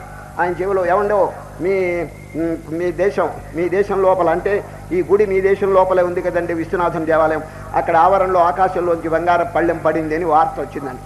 వెంటనే రాజుగారికి కావాల్సిన డబ్బు ఉందండి, ఈ బంగారం పళ్ళెం కూడా కొట్టేయాలని చూచాడండి. ఎవరు? రాజుగారు. మంత్రి గారికి చెప్పండి, పోలీసులందరినీ తీసుకుని వెళ్ళి ఆపండి, రాజుగారు వచ్చే వరకు ఎవరిని రానివ్వకండి దగ్గరికి, నేను వచ్చి తీసుకుపోతానని చెప్పి పోలీసులు ముందు పంపించేశాడు. వాళ్ళందరూ కూడా అందరిని అటకాయించేశారు. ఇక రాజుగారు ఏనుగు మీద ఎక్కొచ్చాడండి, టీవీగా బయలుదేరి వచ్చాడు. దేవాలయం దగ్గర దిగాడండి. అందరిని నెట్టి అవతల పారేశారు. సరిగ్గా రాజుగారు వచ్చే ఆ మట్టి, అది బంగారపు పళ్ళెం పట్టుకున్నాడు. ఇది వరకు అందరు తాకినప్పుడే కొంత బాగుందండి, ఇప్పుడు నల్లగా మారిపోయిందండి. దరిద్రం. మళ్ళా వదిలేశాడు, బంగారం అయిపోయింది. అవమానం అయిపోయిందండి. అందరూ తిట్టారు, ఏంటి రాజు తాకినప్పుడు ఇంకా నల్లగా ఉంది, ఏంటి దరిద్రం. చూసారా? ఆ సిగ్గు భయపడిపోయి అవమానం భరించలేక నెత్తి మీద కొట్టేసుకుని ఏనుగు మీద ఎక్కి స్పీడ్ పెట్టిపోయినాడండి. ఎవరు? రాజుగారు. రాజుగారికి దక్కలేదు, పండితులకి దక్కలేదు, పామరులకి దక్కలేదు, ఎవరికి ఆ పళ్ళెం దక్కలేదు. మరి ఎవరికి చెందినట్టు? ఈ విధంగా జనస్తోమం అంతా అక్కడ చేరేటప్పటికీ ఎక్కడ జనసంఖ్య ఉంటారో అక్కడ బీద వాళ్ళంతా అడుక్కుంటారండి. భౌతే విచ్చాండి, ఇవ్వండి, కొంచెం డబ్బులు ఇవ్వండి, అన్నం పెట్టండి అని ఇట్లా అడుక్కుంటూ ఉంటారు. అక్కడ ఒక బారులు తీర్చి కుంటివాళ్ళు, గుడ్డివాళ్ళు, అవిటివాళ్ళు వీళ్ళందరూ కూర్చున్నారండి. ఎక్కడ? దేవాలయం ముందుగా. ఆ మార్గం గుండా ఒక ఆయన వస్తున్నాడండి. ఆయన గుడ్డలు చూస్తే చినిగిపోయిన గుడ్డలండి, ముఖం చూస్తే పెద్ద అందం లేదండి. ఆయన వస్తున్నాడండి. వచ్చి అందరిని అడుగుతున్నాడు, ఏమిటి ఇది జనం అంతా, ఏమిటి ఆకాశంలోంచి పళ్ళెం పడిందట, అందరు చూడటానికి వస్తున్నారని చెప్పి. దారిలో ఉన్నటువంటి బీదవాళ్ళని చూసేటప్పటికి హృదయం కరిగిపోయిందండి ఎవరికి? ఆ వచ్చే ఆయనకి. అయ్యో భగవంతుడు నాకు కళ్ళు ఇచ్చినాడే, గుడ్డివాడు చేసినారే, వీళ్ళు గుడ్డివాడిగా ఉన్నాడే, నాకు కాళ్ళు బాగున్నాయే, వీడి కుంటివాడిగా ఉన్నాడే, ఎంత బాధపడుతున్నాడని చెప్పి గుండె కరిగిపోయి కంటి వెంట ధారధారగా నీళ్లు కారుస్తున్నాడండి. ఎంత బాధపడుతుంటాడో ఆ గుడ్డివాడు, ఆ కుంటివాడు అని చెప్పేసి నెమ్మదిగా లోపలికి వెళ్ళాడండి. వెళ్ళి అందరితో పాటు ఆయన కూడా బంగారం పళ్ళని తాకాడండి. తాకితే ధగ మేలిమి బంగారం మోస్తరు మెరవటం మొదలుపెట్టిందండి. మేలిమి బంగారం మోస్తరు ప్రకాశిస్తున్నదండి. ఎవరు? ఈయన తాకితే అందరూ చుట్టూ చేరారు. ఏమండి మీరేం చదువుకున్నారని? ఓ అంటే నా రాదు అన్నాడండి. మీకు అంత డబ్బు ఉన్నదన్నాడు. రాత్రికి భోజనానికి లేదు అన్నాడండి. సో ఇటు పాండిత్యం లేదు, డబ్బు లేదు, మరి ఎందుకు భగవంతుడు వారిని మెచ్చుకున్నారు చెప్పండి? ఆ హృదయ చూడండి, ఆ కరుణ, దయ, ప్రేమ, పరోపకారం పొంగి పొరలుతున్నదండి. అయ్యో నేను ఒక్కడిని తింటే ఎట్లా, నేను ఒక్కడిని ఆనందపడితే ఎట్లా, నా ఆనందం వారు కూడా అనుభవిస్తే ఎంత బాగుంటుంది, నాకు భగవంతుడు కళ్ళిచ్చి ఎంతో ఆరోగ్యం కలుగు చేశాడు, పాపం వాళ్ళు ఎంత బాధపడుతున్నారని చెప్పి ఇతరుల బాధ తన బాధగా ఆయన భావిస్తున్నాడు. దీని పేరు ఆత్మౌపమ్యం. గీతలో చెప్తాడు చూడండి, ఆత్మౌపమ్యన సర్వత్ర సమం పశ్యతి యోర్జున సుఖం వా యది వా దుఃఖం సయోగి పరమో మతః. సోదరత్వం నేను చెప్పలేదండి గీతలో, not brotherhood but treat others as your self, not as your brother. నీ సోదరుల వలే కాదు నాయన, నీ వలే చూసుకో, అప్పుడు తన మీద ఎంతో ప్రేమ ఉంటుందిగా, ఇతరుల మీద కూడా ప్రేమ వర్షింపజేస్తాడు. చూచారా, కనుకనే ఈ అధ్యాయంలో మీరు ఎక్కడైనా చూడండి, భక్తిమాన్ యస్సమే ప్రియ యో మద్భక్తస్సమే ప్రియ. నేను చెప్పినటువంటి భక్తి గుణములు ఎవరు ఆచరణలో పెడతాడో వాడు నాకు ప్రీతిపాత్రుడు. ఇప్పుడు కనుక దేవుడు అందరికీ గొప్పవాడే, కానీ దేవుని దృష్టిలో మనం గొప్పగా ఉండాలంటే వారు బోధించినటువంటి సద్గుణాల్ని మనం ఆచరణలో పెట్టాలి. ఇప్పుడు శ్రీకృష్ణ పరమాత్మ రిప్లై చూడండి ఎంత అద్భుతంగా ఉందో. అర్జునుడి ప్రశ్న పురస్కరించుకుని కృష్ణుడు చెప్తున్నారు, ఏమండి సగుణ ఆరాధకులు గొప్పవారా, నిర్గుణ ఆరాధకులు గొప్పవారా అని ప్రశ్న చేస్తే ఇద్దరు గొప్పవారే, కానీ శ్రద్ధ అవసరం అన్నాడు. శ్రద్ధయా పరయోపేతాస్తే మే యుక్తతమామత. శ్రద్ధ అంటే ఏమిటి చెప్పండి? శ్రద్ధ అంటే ఫెయిత్. ఇప్పుడు చూడండి, గుళ్ళోకి వెళ్ళారండి, గుళ్ళోకి వెళ్తే అక్కడ ఏమున్నది? రాయి కదా, రాయి. ఒక విగ్రహం అంటే రాయిగా, స్టోన్. ఎవరైనా అక్కడ స్టోన్ అని చెప్పి అనుకుంటారా? కాదండి, విశ్వాసం. అక్కడ సాక్షాత్ శాంక్టమ్ శాంక్టోరియం అవతరించినటువంటి దేవుడు అని చెప్పి అనుకుంటారే కానీ రాయి అని చెప్పి ఎవరు అనుకోరండి. అది శ్రద్ధ. ఆ శ్రద్ధ ఎంతెంత గొప్పగా ఉంటుందో అంతంత ఫలితం వస్తుంటుందండి. చూచారా, శ్రద్ధ కనుక లేకుండా ఎవరైనా వచ్చి ఇదంతా రాయి రప్ప, దీనివల్ల దండం పెడితే ఏం లాభం అని చెప్పి ఎవరైనా అనుకుంటే వారికి అంతే ఫలితం వస్తుందండి. చూచారా, ఇప్పుడు భగవంతుడు ఎన్నో మేలు చేస్తున్నాడు మనకి చూడండి, అయినప్పటికీ భగవంతుడిని క్రిటిసైజ్ చేసేవాళ్ళు కూడా కొందరు ఉన్నారండి. అటువంటి సర్వజ్ఞుడు, ఆమ్నిపొటెంట్ అండ్ ఆమ్నిషియన్, అందరి యొక్క హృదయంలో వెలుగుతున్నటువంటి వారిని కూడా విమర్శ చేసేవాళ్ళు అక్కడక్కడ ఉన్నారండి. అది గీతలో కూడా చెప్తారు, అవజానంతి మా మూఢ మానుషేం తనుమాశ్రితం పరం భావమజానంతో మమ భూత మహేశ్వరం. అది ఒక చోట ఒక చిన్న గాథ చదివాను. ఒక పట్టణంలో ఒక ప్రొఫెసర్ ఉన్నాడండి, ప్రొఫెసర్ ఎంఏ మ్యాథమెటిక్స్. ఎంఏలో సబ్జెక్ట్ ఏమిటంటే ఆయనకి గణిత శాస్త్రం అండి. ఫస్ట్ పాస్ అయినాడు, ప్రొఫెసర్గా ఉన్నాడండి. ఆయన తల బట్టతలండి, ఆయనకు భగవంతుని మీద అంత విశ్వాసం లేదండి. ఆ కాలేజీలో ఉన్నటువంటి స్టూడెంట్స్ అంతా సమీపంలో 2 మైళ్ళ దూరంలో ఒక గ్రామంలో ఉత్సవం జరుగుతుంటే ప్రిన్సిపాల్ గారిని అడిగి సెలవు తెప్పించుకున్నారండి.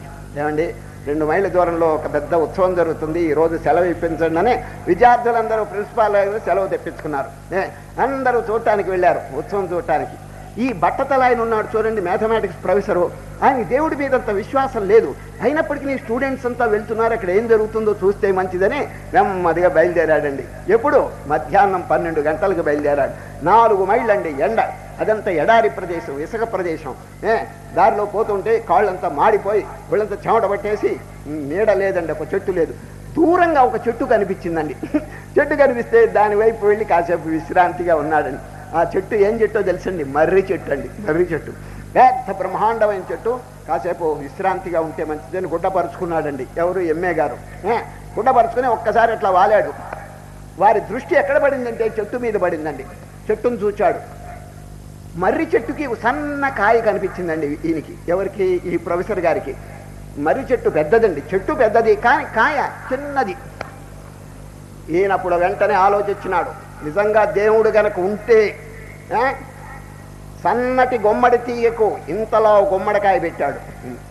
ఇంత పెద్ద చెట్టుకి according to ratio and proportion 1/2 ton కాయ ఉండాలి. అసలు 1/2 టన్ను కాయ. చూడండి, ఇది మ్యాథమెటిక్స్ కదండి, రేషియో కట్టేశాడు అప్పుడే. సన్న గుమ్మడి తీగకు ఇంతలా గుమ్మడికాయ పెట్టిన దేవుడు ఇంత పెద్ద మర్రి చెట్టుకి ఎంత కాయ పెట్టాలి చెప్పండి? అకార్డింగ్ టు రేషియో 1/2 టన్ను కాయ పెద్దది పెట్టాలి అని. ఇదేంటిది ఇట్లా పెట్టాడేమిటి? గాడ్ నోస్ నో మ్యాథమెటిక్స్ అనేసాడండి. దేవుడు గారికి లెక్కలే తెలియవు అనేసాడు ప్రొఫెసర్ గారు. ఈ విధంగా ఆలోచిస్తుంటే గాలి వీచిందండి. గాలి వీస్తే గాలికండి ఒక మర్రికాయ రాలిందండి. ఆ రాలటం ఎక్కడ రాలిందో తెలిసినా వాడి బట్టతల మీద వచ్చి పడిందండి. ఆ పడటం మంచి వెలాసిటీతో పడింది, సూది గుచ్చుకున్నట్టు గుచ్చుకుందండి.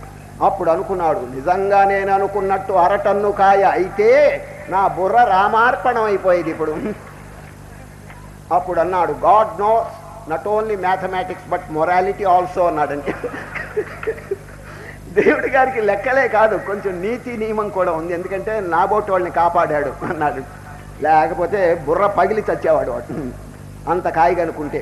చూడండి, యాత్రికులు ఎంతమందో వస్తారు, తల దాచుకుంటారు, పెద్ద పెద్ద కాయలు పెడితే బరువు కదా అని చెప్పి భగవంతుడు ఎంతో ఆలోచించి సన్నకాయ పెట్టాడని తర్వాత తెలుసుకున్నాడండి. చూడండి, ఇంత జానాబెత్తుడు మనిషి వచ్చి సర్వజ్ఞుడైనటువంటి పరమాత్మను విమర్శ చేయడానికి పూనుకున్నాడే, దానికి ఏమైనా అర్థం ఉందండి అది? ఈ విధంగా అహంకారం చేత, దర్పం చేత కొందరు చేయరాని పనులన్నీ చేస్తుంటారండి.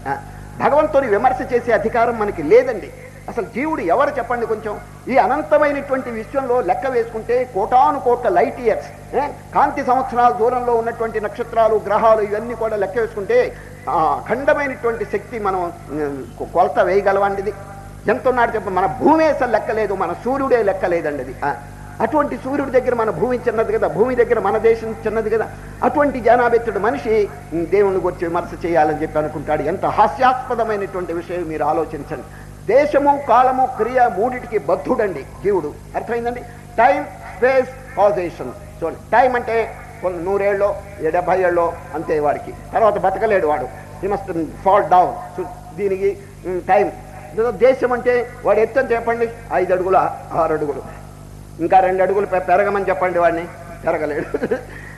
కనుక ఎత్తు అంటే ఒక ఆకారానికి లోబడిపోయినాడు, ఒక టైంకి లోబడిపోయినాడు. Next causation. కాజేషన్ అంటే కర్మ. పూర్వజన్మలో ఆయన ఏం కర్మ చేసుకున్నాడు దాని ఫలితం అనుభవిస్తాడే కానీ కొత్తగా ఏమీ లేదండి. పెద్ద పెద్ద సంపదలు పొందాలంటే పొందలేడు. ఈ విధంగా దేశకాల క్రియలకు లోబడినటువంటి జీవుడు అతీతుడైనటువంటి, మాయాతీతుడైనటువంటి పరమాత్మను విమర్శించేటువంటి హక్కు వాళ్ళకి లేదు. ఇటువంటి మెంటాలిటీ ఎంత శీఘ్రంగా తొలగించుకుంటే అంత ధన్యుడుగా ఉంటాడండి అది. ఇప్పుడు శ్రీకృష్ణ పరమాత్మ భక్తి యోగంలో నుండి అద్భుతమైనటువంటి విషయాలు చెప్తున్నారు. ఏమిటంటే, అర్జున, నిరాకారం చాలా గొప్పదే, కానీ సాకారంలో అనుభవం లేకపోతే నిరాకారంలో నా అనుభవం పొందటం కష్టం. అది మొట్టమొదట్లో అభిమానం కలిగిన వారికి, దేహాభిమానం కలిగిన వారికి దాంట్లో ప్రొసీడ్ కావటం కష్టం. క్లేశో అధికతరస్తేషాం అవ్యక్తాసక్తచేతసాం అవ్యక్తా హి గతిర్దుఃఖం దేహవద్భిరవాప్యతే. ప్లీజ్ అండర్లైన్, దేహవద్భి. నేను దేహం అని అనుకున్నవాడు దాంట్లో ప్రొసీడ్ కావటం కష్టం అండి. ఎందుకంటే దేహాభిమానం చావకపోతే ఇంకా ఆత్మస్వరూపాన్ని ఎట్లా పొందగలడు వాడు చెప్పండి. కనుక ఇవన్నీ విచారణ చేసి బాగా డివైడ్ చేసి చూడండి, రేపటి నుంచి వస్తుంది అద్భుతమైనటువంటి విచారణ. క్షేత్రజ్ఞ విభాగ యోగం. ఇవన్నీ ఈ విధంగా చక్కగా విచారణ చేసి సెపరేట్ చేసుకోవాలండి. ఇప్పుడు పాలు నీళ్లు కలిసినాయి ఏమండి, పాలు మనకి రావాలంటే ఎట్లా వస్తాయండి? కలిసిపోయింది. హంసను తీసుకురండి, చక్కగా పాలు తాగేస్తుందండి. అదేవిధంగా ఈ ప్రపంచంలో సత్యము అసత్యము, నిత్యము అనిత్యము, జడము చైతన్యము ఇవన్నీ కలిసిపోయినాయి. కలిసిపోతే రెండింటిని అనుభవిస్తుంటే ఏమైందంటే శాంతి లేకపోతున్నది. కనుక మనం ఏం చేయాలి? ఉపనిషత్తులో చెప్పినారు చూడండి, కఠోపనిషత్తు చివరి శ్లోకం అండి, అద్భుతమైంది. అంగుష్ఠమాత్ర పురుషోంతరాత్మ సదా జనానాం హృదయే సన్నివిష్టః తం స్వాచ్చరీరాత్ ప్రవృహేన్ ముంజాదివేషీకాం ధైర్యేణ తం విద్యాచ్చుక్రమమృతమితి. కఠోపనిషత్తు చివరి శ్లోకం.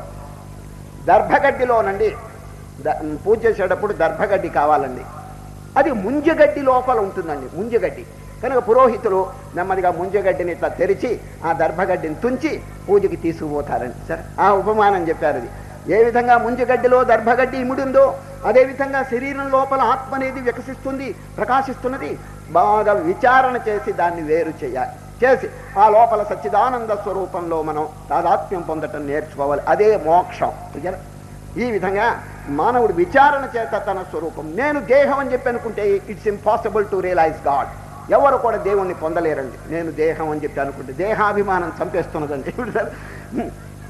ఇదే రామతీర్థులు ఇటువంటి మహనీయులండి బాగా సాధన చేసి చేసి I'm not the body, I'm not the mind, I'm not the senses అని చెప్పి బాగా మననం చేసి చేసి చక్కగా అనుభూతిని పొందినారండి. ఎవరు? ఇప్పుడు రామతీర్థుడు నేను పోవచ్చున్నాను అని అనడు, ఇప్పుడు అనడండి. ఏమంటాడు తెలిసిన?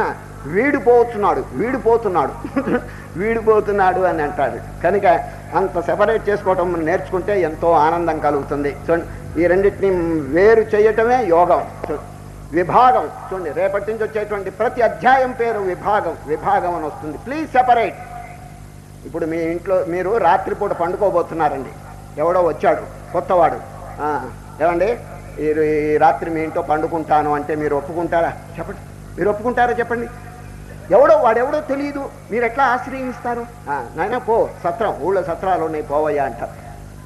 ఎటువంటి వాడైనా కొత్త వాడికి మీరు ఆశ్రయం ఇవ్వరండి రాత్రిపూట వచ్చి పండుకుంటానంటే. ఎందుకంటే ఒకవేళ మనం దయ చూపిస్తే వాడు చేయరాని పనులు కూడా చేయొచ్చండి వాడు. కనుక జాగ్రత్తగా ఉండాలి. మన హృదయంలో ఈ హృదయ కవాటం తెచ్చేసి ఇష్టమైన అసుర సంస్కారములన్నింటినీ మనం లోపలికి రానియకూడదండి. వాటన్నిటిని దూరంగా తరివేయడం చాలా మంచిది. ఈ విధంగా చేయటం అనేది దేహాభిమానం కలిగిన వాడికి సాధ్యపడదండి. దేహవద్భిరవాప్యతే, నిర్గుణమైనటువంటి స్వరూపాన్ని నేను దేహం అని చెప్పి అనుకున్నవాడు ఎవడు కూడా పొందలేడని చెప్పి ఘంటాబద్ధంగా చెప్తున్నారు. మళ్ళీ వినండి, దేహవద్భిరవాప్యతే. చూడండి, ఏ తు సర్వాణి కర్మాణి మయి సన్యస్య మత్పరా అనన్యేనైవ యోగేన మాం ధ్యాయంత ఉపాసతే క్లేశో అధికతరస్తేషాం అవ్యక్తాసక్తచేతసాం అవ్యక్తా హి గతిర్దుఃఖం దేహవద్భిరవాప్యతే. దేహాభిమానం కలవారు అవ్యక్తం అంటే నిర్గుణమైన స్వరూపాన్ని పొందలేరు. రామతీర్థస్వామి ఒక చిన్న కథ చెప్పాడండి, సందర్భోచితంగా ఉంది చెప్తున్నాను.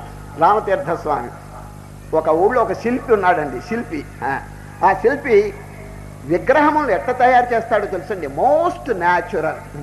ఆయన కనుక విగ్రహం తయారు చేస్తే ఇది ఒరిజినలా లేకపోతే విగ్రహమా చెప్పలేము, అంత న్యాచురల్గా ఉంటుందండి. సాక్షాత్ ఒరిజినల్ వ్యక్తి మోస్తరే ఉంటుందండి.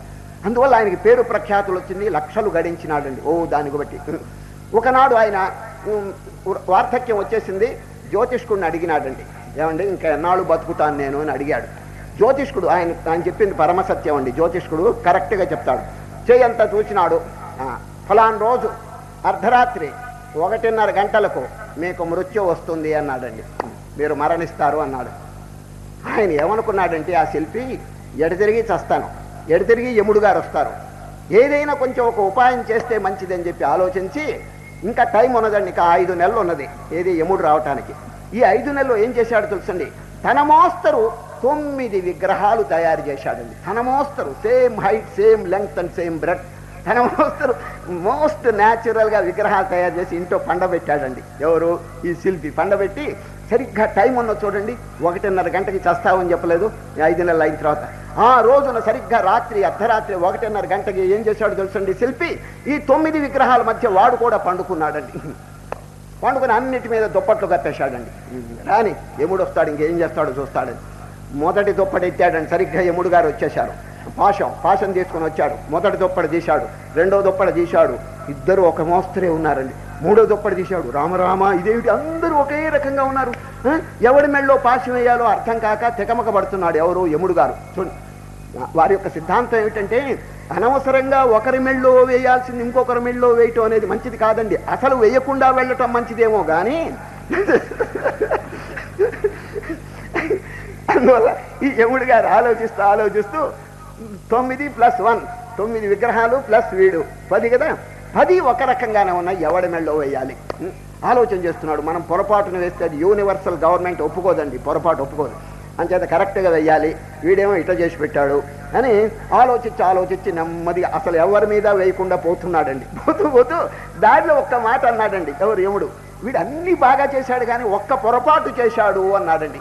వీడు వెంటనే లేచి ఏమిటయ్యా పొరపాటు అన్నాడు.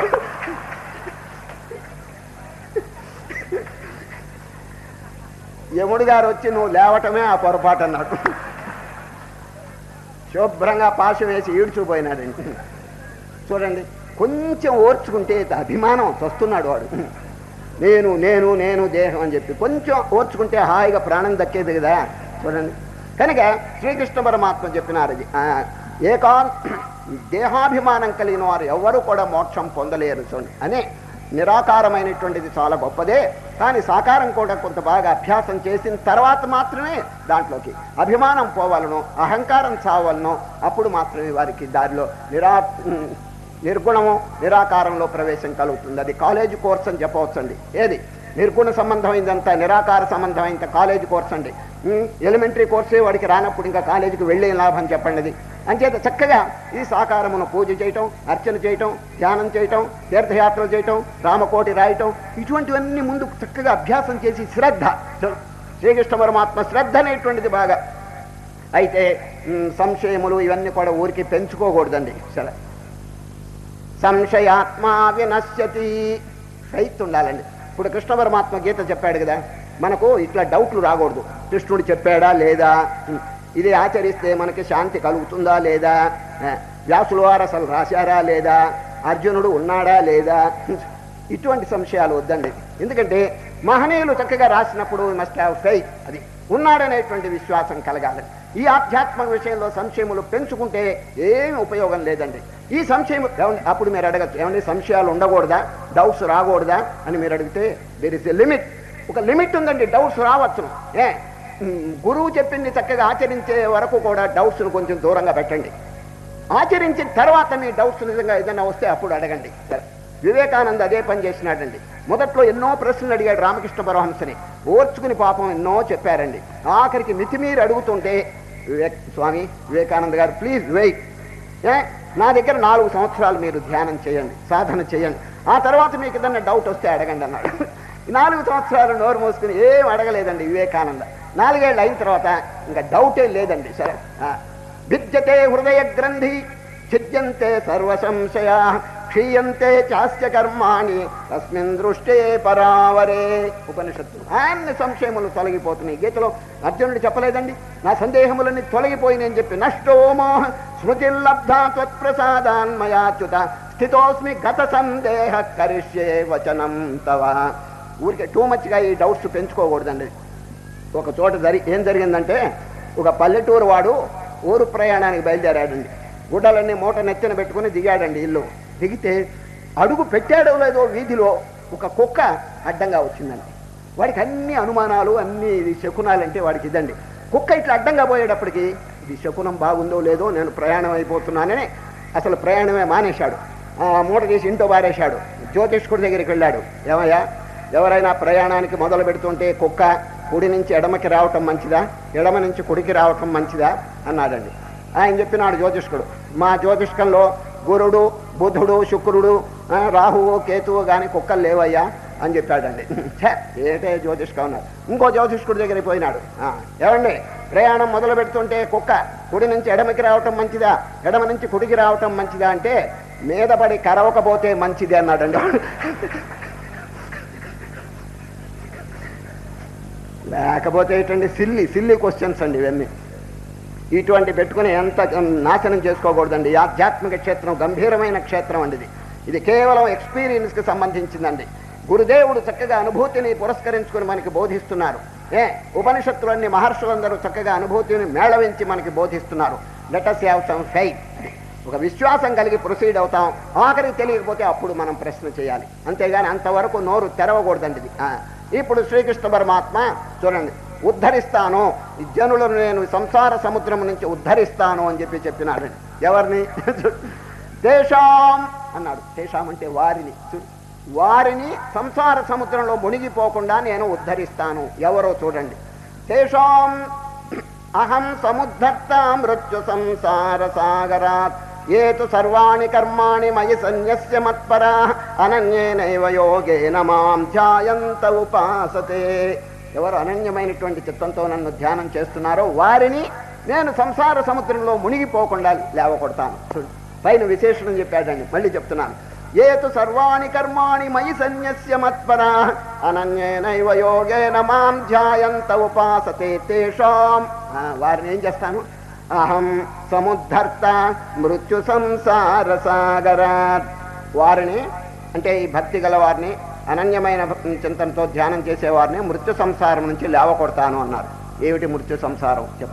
ఈ సంసారమును ఎక్కడ వర్ణించినా మృత్యు అని తగిలిస్తున్నారు కృష్ణుడు.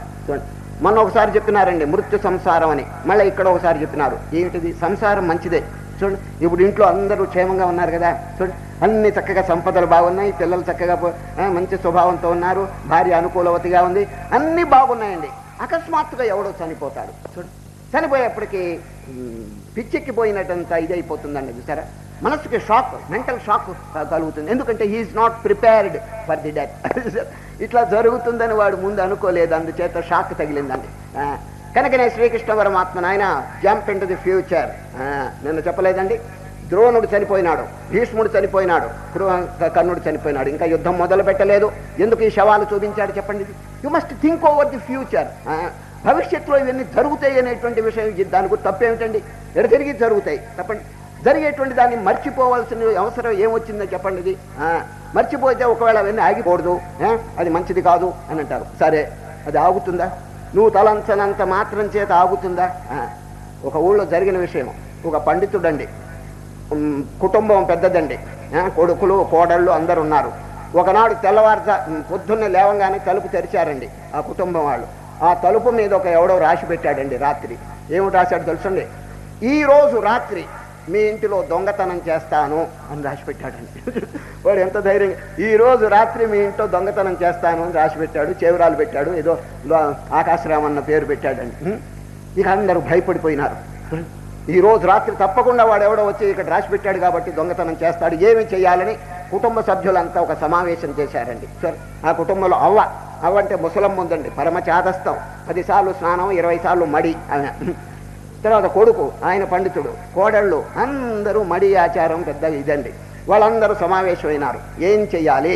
దొంగవాడు వస్తాడు, గౌరవనీయులైన సభ్యులంతా వారి వారి అభిప్రాయం తెలపవలసింది అని అన్నారు. అంటే ఎప్పటికి ఒక ఆయన లేచాడు. ఏంటి దొంగ వస్తే భయం ఎందుకు? అందరూ మేలుకొని కూర్చుంటాం, వాడు ఎట్లా వస్తాడు అని చెప్పి మేలుకోవాలని చెప్పాడండి వాడు.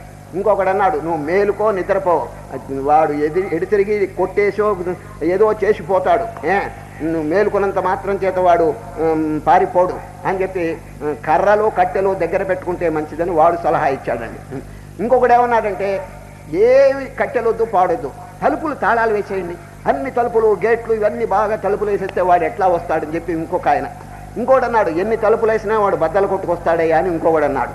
ఈ విధంగా పూర్వపక్షం ప్రతిపక్షం జరుగుతుంటే ముసలమ్మ వంతు వచ్చిందండి. ముసలమ్మ అవ్వగారు మీ అభిప్రాయం చెప్పండి, దొంగవాడు వస్తాడు, ఏం చేయాలి? అవ్వ చెప్పింది, ఓరి పిచ్చి వాళ్ళారా, మీ అభిప్రాయాలు చూస్తుంటే నాకు నవ్వు వస్తున్నది. ఒకడేమో తలుపు వేయమంటాడు, ఒకడేమో మేలుకోమంటాడు, ఒకడు కర్రలు ఉంటాయి.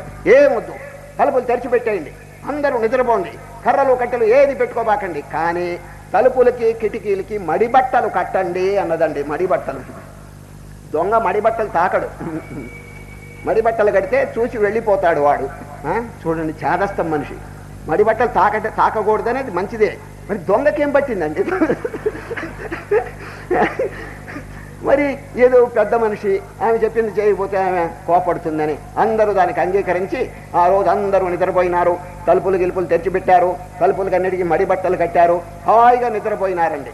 దొంగవాడు అర్ధరాత్రి వచ్చాడు, సామానంతా కుప్ప చేసుకున్నాడు, మడిబట్టల్లో మూట కట్టుకుని పోయినాడండి వాడు. లేకపోతే ఈ మడిబట్టలు దొంగని ఆపుతాయండి. ఏం పిచ్చి చాదస్తం కాకపోతే. అదేవిధంగా యముణ్ణి గురించి అనుకోవద్దు, సావును గురించి అనుకోవద్దు, అది ఆగిపోతుంది అనేటువంటి పాడు బుద్ధి చూడండి. వివేకం లేకపోవటం అనేది మంచిది కాదండి. కనుకనే శ్రీకృష్ణ పరమాత్మ భవిష్యత్ అంతా ముందుగానే చూపించడానికి కారణం అండి అది. ద్రోణంచ భీష్మంచ జయద్రథం చ కర్ణం తధాన్యానపయోధ వీరాన్మయా హతాంస్తం జహిమా వ్యధిష్ట యుద్ధస్వజేతాశిరణే సపత్నాన్. మృత్యు సంసారం నుంచి నేను లేవపడతాను. ఎవరంటే ఇంద్రియములను జయించిన వారు, అనన్యమైనటువంటి భక్తితో ధ్యానం చేసేవారు. చూడండి, ఏతు సర్వాణి కర్మాణి మయి సన్యస్య మత్పరా అనన్యేనైవ యోగేన మాం ధ్యాయంత ఉపాసతే తేషామహం సముద్ధర్తా మృత్యు సంసార సాగరాత్. ఈ మృత్యు అనేటువంటిదండి మహాప్రమాదం అండి. సంసారం మంచిదే, పిల్ల ఎంత ధనం ఎంత కీర్తి ఎంత బాగుంది, కానీ వాట్ అబౌట్ డెత్ చెప్పండి. ఆ డెత్ను మనం కాంకర్ చేయాలండి. సరే, ఆ చావుని మనం జయించాలి, అమరత్వం పొందాలి. మృత్యోర్మా అమృతంగమయ, మృత్యువు నుంచి అమృతత్వాన్ని పొందాలి. అది మన జీవితం యొక్క లక్ష్యం. ఎవరైనా ట్రై చేస్తున్నారా? మృత్యువుకి లోబడి మళ్ళా పుట్టడం చావటం దౌర్భాగ్యంలో పడిపోతున్నాడే కానీ హౌ టు కాంకర్ డెత్. ఈ మృత్యు అనేది అసలు మన స్వరూపమే కాదండి, ఇది దేహానికి సంబంధించింది. మృత్యు అంతా కూడా జడమైనటువంటి దేహాన్ని చంపుతుంది, పుట్టిస్తుందండి. మనం ఎవరం చెప్పండి? దేహానికి సాక్షిగా ఉన్నటువంటి చిదాకాశం. ఈ రహస్యం తెలుసుకుంటే ఇంకా పుట్టడం ఏమిటి, చావటం ఏమిటి చెప్పండి. భగవద్గీతలో శ్రీకృష్ణ పరమాత్మ నోరు తెరవంగానే ఈ అద్భుతమైనటువంటి జ్ఞాన విచారణ చెప్పినాడు. Think over your real nature. అటువంటి వ్యక్తులు కనుక 2-3 ఉన్నా కూడా లోకానికి అంతటికి ఎంతో శ్రేయస్కరం అని చెప్పి వివేకానంద స్వామి చెప్తారండి. Let there be a dozen lion souls అంటాడు. ఒక 12 మంది కనుక మంచి సింహ పరాక్రమం వంటి వ్యక్తులు కనుక ఉంటే చూడండి, let there be a dozen lion souls, souls that have touched the infinite. ఊరికి మామూలు కాదు, souls that have touched the infinite, that neither care for lust or wealth or fame, and these are enough to shake the whole world. ప్రపంచానంతా ఊపి వేయటానికి 12 మంది చాలంటాడు. అనుభూతి కలిగినటువంటి వారు ఎంత శక్తి కలిగి ఉంటారంటే చెప్పటానికి లేదండి. కనుక శ్రీకృష్ణ పరమాత్మ స్వరూపాన్ని కొంచెం చక్కగా చింతన చేయవయ్యా అని ఆ మృత్యు అనేటువంటిది మనం జయించడానికి ప్రయత్నం చేయాలండి. ఎప్పుడు జయించగలం? ఆ మృత్యు అతీతమైనటువంటి స్వరూపం మనలోనే ఉన్నది, మన స్వరూపంగానే ఉన్నది, దాన్ని తెలుసుకోవాలి. ఆ తెలుసుకోవాలంటే ఉపాయములు చెప్తున్నాడు శ్రీకృష్ణ పరమాత్మ ఈ అధ్యాయంలో. దీంట్లో ఉన్న విచిత్రం ఏమిటంటే భక్తి యోగంలో భక్తి యోగం అని పేరు పెట్టి రాజయోగం గురించి చెప్తున్నాడండి. రాజయోగం అంటే how to control the mind, how to conquer the senses, ఇంద్రియాలను ఎట్లా జయించాలి, మనస్సును ఎట్లా కంట్రోల్ పెట్టుకోవాలి, ఆ విషయాల్లో దిగాడండి. నిజమైన పూజ అంటే ఇదేనండి. మనం ఏదో పుష్పాలతో పూజ చేస్తున్నావు కానీ యథార్థమైనటువంటి పూజ ఏమిటంటే మనస్సుని పవిత్రం చేసుకోవాలి. ఆ పవిత్ర మనస్సుని దేవుడికి అర్పణ చేయాలి. సరే, శంకరాచార్యులు వారు చక్కని ఒక గ్రంథం రాశారు, శివానంద లహరి. శివానంద లహరి దాంట్లో ఓ పరమశివ, నా మనస్సు అనేటువంటిది మహా చపలంగా ఉంది మహానుభావ, కోతి మోస్తరున్నది. మీరు భిక్షాటనానికి పోతుంటారు అప్పుడప్పుడు. చూడండి, శివుడు కదండి, శివుడు భిక్షాటనం చేస్తాడు కదా. మీరు భిక్షాటనానికి పోతుంటే మీ వెంట ఒక కోతి కూడా ఉంటే అందరూ ఆకర్షింపబడతారు, అంతే కదండి. ఇప్పుడు ఎవరైనా ఊరికే భౌతిక భిక్షాన్ని అంటే పెట్టరండి. ఒక కోతి కనుకుంటే పిల్లలంతా వస్తారు, అక్కడికి పిల్లలంతా వస్తారు, చక్కగా బియ్యమో అన్నమో పెట్టి పంపిస్తారు. ఈ శంకరాచార్య చెప్తున్నాడు, పరమశివ మీరు భిక్షాటనానికి వెళ్ళేటప్పుడు మీ వెంట కోతి ఉంటే ఎంతో బాగుండు. కోతి ఉంటే చక్కగా భిక్షాటనం అందరూ వేస్తారు భిక్ష. ఆ కోతి ఎక్కడి నుంచి వస్తుందనే సందేహం మీకు అక్కర్లేదు. నా దగ్గర ఒక కోతి ఉంది మహా చపలం, అది మీకు ఖరీదు లేకుండా ఉచితంగా ఇచ్చేస్తాను అన్నాడండి. ఎంత చక్కగా చెప్పాడు. ఏది మనస్సు అనే కోతి ఎప్పుడు కదులుతూ ఉంటుంది. కపాలిన్ భిక్షో మే హృదయ కపిమత్యంత చపలం దృఢం భక్త్యా బద్ధ్వా శివ భవదధీనం కురు విభో. దాన్ని కట్టడానికి తాడు కూడా నేనే ఇస్తాను. ఏమిటి ఆ తాడు? భక్తి. భక్తి అనే తాడు కట్టి నేను నా మనస్సు అనేటువంటి కోతిని తమకు అర్పణ చేస్తాను, మీకు ఉపయోగిస్తుంది, నాకు ఇది వదిలిపోతే ఎంతో శాంతంగా ఉంటుంది. చూడండి ఎంత చక్కగా చెప్పారు. అదే శివానంద లహరిలో ఇంకో వాక్యం చెప్తాడు ఎవరు, శంకరాచార్య. ఏమిటంటే, ఓ పరమశివ మీ వాహనం ఏమిటి చెప్పండి? మీ వాహనం నంది. మీరు లోకమంతా 3 లోకాలు సంచారం చేయాలి కదా, లోకాధీశుడు కదా మీరు. 3 లోకాలను సంచారం చేస్తూ బాగా సూపర్వైజ్ చేయాలి కదా. ఈ ఎద్దుతో ఎక్కడ సంచారం చేస్తారండి? ఎద్దుకు స్పీడా పాడా? నా దగ్గర ఒక గుర్రం ఉంది అంటాడు. ఎవరు? నా దగ్గర ఒక గుర్రం ఉంది. ఏది? మనస్సు. ఆ మనస్సు అనే గుర్రం మీకు ఇచ్చేస్తాను, లక్షణంగా 3 లోకాలు భలే స్పీడ్ మీద పోతుంది. ఒకటి మామూలు స్పీడ్ కాదు, రాకెట్ స్పీడ్ అంటాడు. కళ్యాణినం సరస చిత్రగతిం సవేగం సర్వేంగితజ్ఞమనఘం ధ్రువలక్షణాఢ్యం చేతస్తురంగమధిరుహ్య చరస్మరారే నేత సమస్త జగతాం వృషభాదిరూఢ. ఈ విధంగా మనస్సును వదిలించుకోవాలండి. సరే, ఈ మనస్సు ఇటు అటు పరిగెత్తి నానా అల్లకల్లోలం చేస్తుంటే శ్రీకృష్ణ పరమాత్మ దాన్ని అరికట్టడానికి 4 పద్ధతులు చెప్తున్నాడు. భక్తి యోగం అని పేరు పెట్టి 4 పద్ధతులతో how to control the mind, మనస్సును ఏ విధంగా అరికట్టాలో చెప్తున్నారు. ఇది చాలా ఉపయోగం అండి. 4 వినండి. దీంట్లో ఉన్న విచిత్రం ఏమిటంటే, మొదటి పాఠం మీరు ఆచరించలేకపోతే 2వ పాఠం దిగిరాండి, ఇంకో పాఠం చెప్తారు. అది కూడా మీరు ఆచరించలేకపోతే 3వ పాఠం, అది కూడా ఆచరించలేకపోతే 4. దిగి వస్తున్నాడండి శ్రీకృష్ణ పరమాత్మ. వినండి. మొదటి పాఠం, మయ్యేవం అన ఆధత్స్వ మయి బుద్ధిం నివేశయ నివసిష్యసి మయ్యేవ అతవోర్ధ్వం న సంశయః. ఓ అర్జున, పరిగెత్తే మనస్సును నాయందు, మయి అంటే ఆత్మ. చూడండి, ఎక్కడైనా సరే భగవద్గీతలో నాయందు అని కృష్ణుడు చెప్తే ఒక వ్యక్తి అని చెప్పి అనుకోబాకండి, ఆత్మయందు. చూసారా, కృష్ణునికి ఆత్మకి భేదం లేదండి. అందరి యొక్క హృదయంలో వెలుగుతున్న ఆత్మే ఆ కృష్ణ పరమాత్మ. కనుక మయ్యేవ మన ఆధత్వ, అర్జున పరిగెత్తేటువంటి మనస్సుని వివేకం చేత విచారణ చేత లోపలికి తీసుకురండి. ఎక్కడ పెట్టవలను? నాయందు. మయ్యేవ మన, నాయందంటే ఆత్మయందు స్థాపించండి. ఇదే సామాన్యమైన విషయం అండి. పరిగెత్తేటువంటి మనస్సును మనం పిలిస్తే వస్తుందండి. వైరాగ్యం బోధించాలి, వైరాగ్యం బోధించాలండి. బోధించకపోతే అది ఒప్పుకోదండి. మనస్సు ఒకటే అడుగుతుంది, నేను ఎందుకు రావాలి, నేను ఎందుకు అక్కడికి రావాలనో, ఇన్నాళ్ళ వరకు బాగా తినమరిగాను, ఇప్పుడు కూడా అటే పోతున్నాను అని అంటుంది. రెబెల్ చేస్తుంది. It will rebel. How to canker it, దాన్ని చక్కగానండి బోధించాలి. లాలయే చిత్త బాలకం, కూర్చోబెట్టి చక్కగా బోధించాలి. సరే, దాని పేరే మానస బోధ. ఇద్దరు చెప్తున్నాను. ఇది ధ్యానమందున నీవు చిత్తమును ఇటునటో పరుగెత్తనీయకు మనస, నిశ్చలంబైనట్టి చిత్తంబు లోపల ఆనందముదయించు మనస. వ్యవహారమందున మునిగియున్నను నీవు దైవాన్ని మరువకు మనస, దైవ భావన ఒకటి నిక్కముగ భువిలో నకడ చేర్చు సాధనము మనస. పెక్కు జన్మల నుండి విషయ సంస్కారాలు వెంటాడుచున్నవే మనస, అభ్యాస బలము చే వాని నెల్లను నీవు పోగొట్టుకోవోయి మనస. తోటి ప్రాణిని నీవు నీవలే చూచుచూ మెలగుచుండుము ఓయి మనస, నీ సౌఖ్యమును ఓలె పరహితంబును కూడా కాంక్షించుచుండుము మనస. కష్టాలు వచ్చినా నష్టాలు వచ్చినా శాంతంబు వీడకు మనస, నిర్వికారత్వము సహనశీలత్వము అభ్యసింపుము ఓయి మనస. ఇదండి ఆత్మబోధ.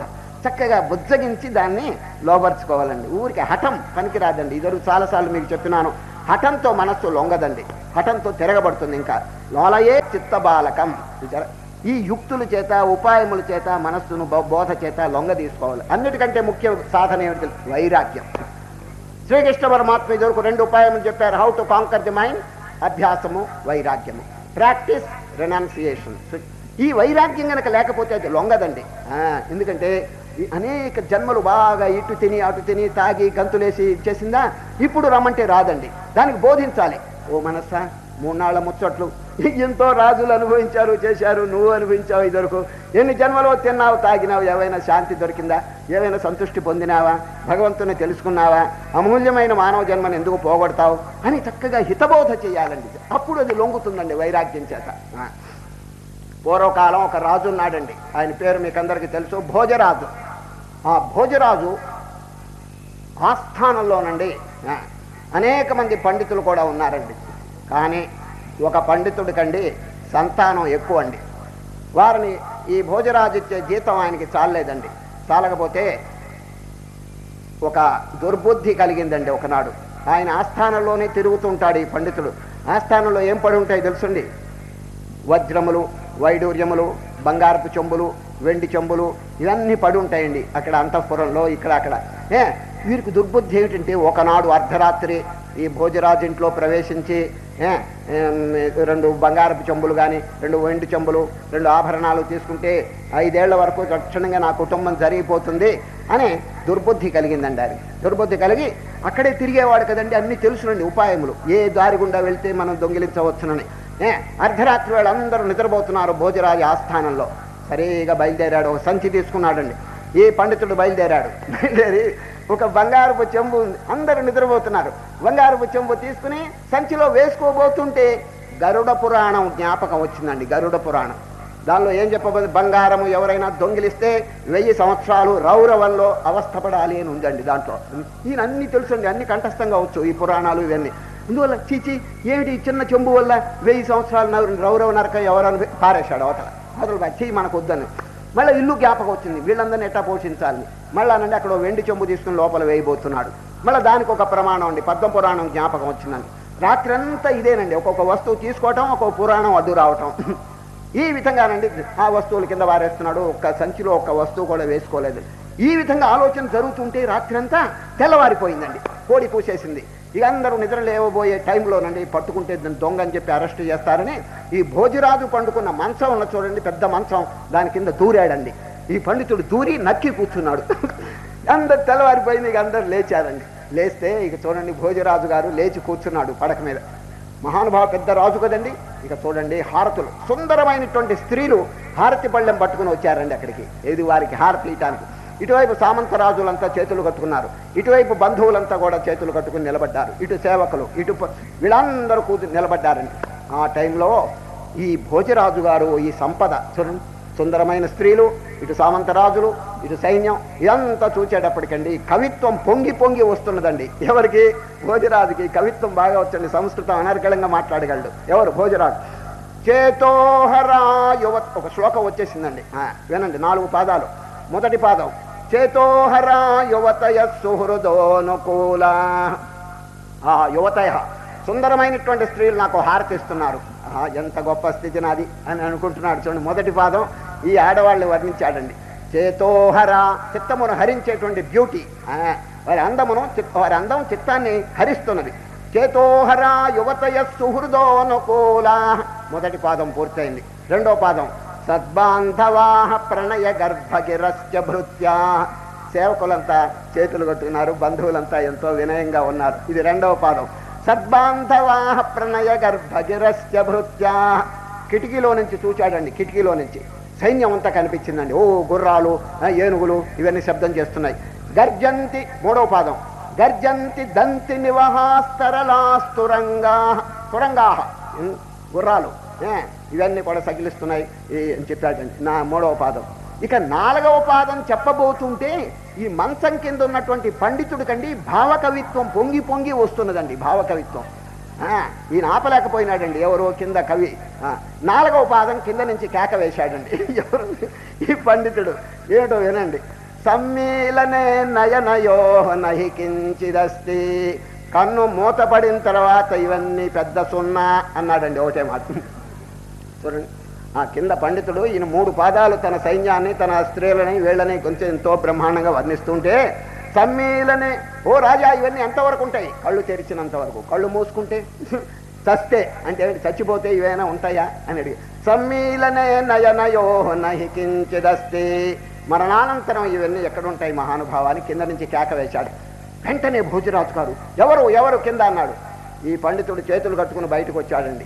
ఏమయ్యా ఇక్కడున్నాను? కడుపాత్రం అన్నాడు. తిండికి చస్తూ ఇట్లా వచ్చానన్నాడు. ఏమిటి అసలు, ఎందుకు కారణం చెప్పాడు. ఇట్లయితే దొంగిలించాలని చెప్పి వచ్చాను, రాత్రి అంతా ఈ పురాణాలు అడ్డొచ్చినాయి నాకు. ఇప్పుడు తెల్లవారిపోతే నన్ను అరెస్ట్ చేస్తారని కింద దూరాను. ఇప్పుడు నా కవిత్వం పొంగి పొంగి వచ్చిందని. మహానుభావ, నాకు చెప్తే నీకు కావాల్సినటువంటి ఏర్పాటు చేస్తాం కదా, ఎందుకు ఇటువంటి పని చేసినావు? కానీ నువ్వు వైరాగ్యమును బోధించి నా కంటికి కనువిప్పు తెచ్చావు. నేనేవో ఈ సంపదలు వీళ్ళందరూ చూచి విర్రవీగుతున్నాను. నువ్వు 4వ పాదం ఏం చెప్పినావంటే, యత్సమ్మీలనే నయనయోహ నహి కించిదస్తి. కన్ను మూతబడిన తర్వాత ఇవి ఎందుకు ఉపయోగించవు అని చెప్పావు కదా. ఎంత నాకు ఉపయోగించిందంటే చెప్పటానికి లేదు. అపూర్వమైనటువంటి వైరాగ్య భావన నాలో కలిగించావు. మీకు కావాల్సినటువంటి ధనధాన్యములు తీసుకోని చెప్పి మంత్రి గారికి చెప్పి ఇది చక్కగా ఏర్పాటు చేశారండి. చూచారా, ఈ వైరాగ్యం లేకపోతే మనస్సు నిలవదండి. ఇటు అటు పరిగెత్తుతూనే ఉంటుంది. ఇప్పుడు శ్రీకృష్ణ పరమాత్మ ఏం చెప్పారు? మయ్యేవ మన ఆధత్స్వ. పరిగెత్తేటువంటి మనస్సు నా యందు నిలుపు. ఎట్లా నిలుస్తుంది? ఈ వైరాగ్యము, అభ్యాసము, ప్రాక్టీస్ అండ్ రెనౌన్సియేషన్, ఈ రెండిటి ద్వారా చక్కగా మనస్సు నిలపొచ్చండి. ఇది ఫస్ట్ లెసన్. ఒకవేళ నిలపలేకపోతే చూడండి 2వ పాఠం. అభ్యాసయోగేన తతో మామిచ్ఛాప్తుం ధనంజయ. ఒకవేళ మీరు మనస్సు నిలపలేకపోతే వదిలిపెట్టబాకండి, అభ్యాసం చేయండి. ఈ రోజు కాకపోతే ఇంకో 4 రోజుల కన్నా దారికి వస్తుంది, లేకపోతే సంవత్సరానికైనా దారికి వస్తుంది. Practice makes a man perfect. అదే ప్రాక్టీస్ అనేటువంటిది, అభ్యాసం మీరు వదలవద్దు. చూడండి, ఆధ్యాత్మిక స్థితిలో సామాన్యమైనటువంటి ప్రాపంచిక విషయాల్లోనే అభ్యాసం ఎంతో సహాయపడుతుంది. ఇక ఆధ్యాత్మికలో ఎందుకు చేయదు అని. అభ్యాసయోగేన తతో మామిచ్ఛాప్తుం ధనంజయ. నంబర్ 2, అభ్యాసం కూడా చేయలేకపోతే అభ్యాసే 3వ పాఠం. అభ్యాసే ప్యసమర్థోసి మత్కర్మ పరమో భవ మదర్థమపి కర్మాణి కుర్వన్ సిద్ధిమవాప్ససి. మదర్థం అంటే దైవ కార్యాలు చేసుకో.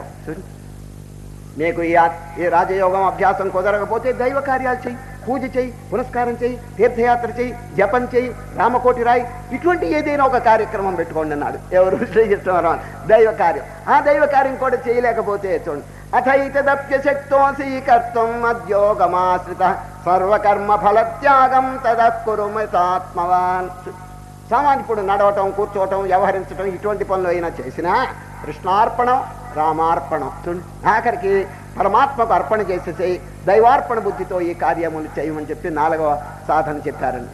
ఈ విధంగా 4 సాధనలు చెప్పి ఇప్పుడు ఈ రాజయోగం అంత బోధించిన తర్వాత సద్గుణములు చూడండి, 26 సద్గుణములు చెప్తారండి. ఇవే పుష్పాలు.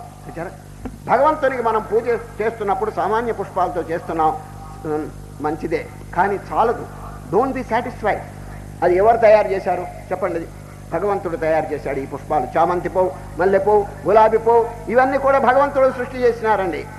మనమంతా నిద్రపోతుంటే భగవానుడు నిద్రపోడండి, బ్రష్ తీసుకుని చక్కగా రంగులు పూస్తుంటాడు. దేనికి? ఈ పుష్పాలన్నిటికీనండి. ఇది ఒక భక్తుడు ఎంత చక్కగా ప్రార్థన చేశాడో చూడండి. పుట్టబోయడి బుల్లి బొజ్జాయి కోసమై పొదుగు గిన్నెకు పాలు పోసి పోసి. పరమాత్మ తల్లికి బిడ్డ ఇంకా పుట్టలేదు, రేపు పుట్టబోతాడు. ముందుగానే పాలు తల్లికి రెడీగా వస్తున్నాయా లేదా చూడండి.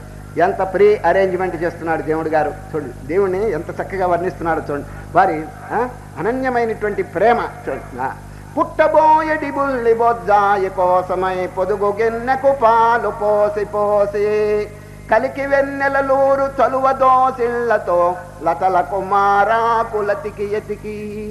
సాయంత్రం చూస్తే తీగ కనిపిస్తుంది, పొద్దున చూస్తే ఆకులు కనిపిస్తాయి. ఎవరు అతికించారు? లతల కుమారాకులతికి ఎతికి పూల కంచాలలో రోలంబములకు రేపటి భోజనము సిద్ధపరచి పరచి. రేపు 9 వస్తాయని ఈ రోజు రాత్రేనండి తేనె పెడుతున్నాడు పుష్పాల్లో. చూడు, ఎవరండి పెట్టేది? పూల కంచాలలో రోలంబములకు రేపటి భోజనము సిద్ధపరచి పరచి తెల్లవారకి మునుపు మొగ్గలలోన జొరబడి వింత వింతల రంగు వేసి వేసి తీరికే లేని విశ్వ సంసారమందు అలసిపోయితివేము దేవాది దేవ ఒక్క నిమేషము రమ్ము కుటీరమ్ము తెరిచి. ఈ నాకు హృదయ కుటీరం తెరిచినాను, విశ్రాంతి తీసుకోండి మహానుభావ అని ఆ భగవంతుని భక్తుడు ప్రార్థన చేస్తున్నాడు. ఎంత ఎందుకు చెప్పినానంటే మామూలుగా ఈ పుష్పాలన్నీ మనం కోసుకుని దేవుడికి అర్పణ చేస్తున్నాము, మంచిదే. ఇది సామాన్య పూజ. డోంట్ బి సాటిస్ఫైడ్, దాంతో తృప్తి పొందద్దు. మనం పుష్పాలు తయారు చేయండి. ఏమిటి? అహింస ప్రథమం పుష్పం. అహింస పుష్పమింద్రియ నిగ్రహ సర్వభూత దయా పుష్పం క్షమా పుష్పం విశేషత శాంతి పుష్పం తపః పుష్పం ధ్యాన పుష్పం తథైవ చ సత్యమష్టవిధం పుష్పం విష్ణోః ప్రీతికరం భవేత్. విష్ణువుకి ప్రీతికరమైనటువంటి పుష్పాలు ఇవ్వండి. అహింస, సత్యము, దమము, శమము, పరోపకారం ఇవన్నీ కూడా ఏమండి. ఈ పుష్పాలతో ఎందుకు పూజ చేయకూడదు మనం చెప్పండి? కనుక ఈరోజు శ్రీకృష్ణ పరమాత్మ 1 కాదు 2 కాదు 26 పుష్పాలు తయారు చేసి మనకిస్తున్నారండి. ఆయన ఈ 26 పుష్పాలని మీరు చక్కగా అవలంబించండి. పేర్లు చెప్తున్నారు వారు.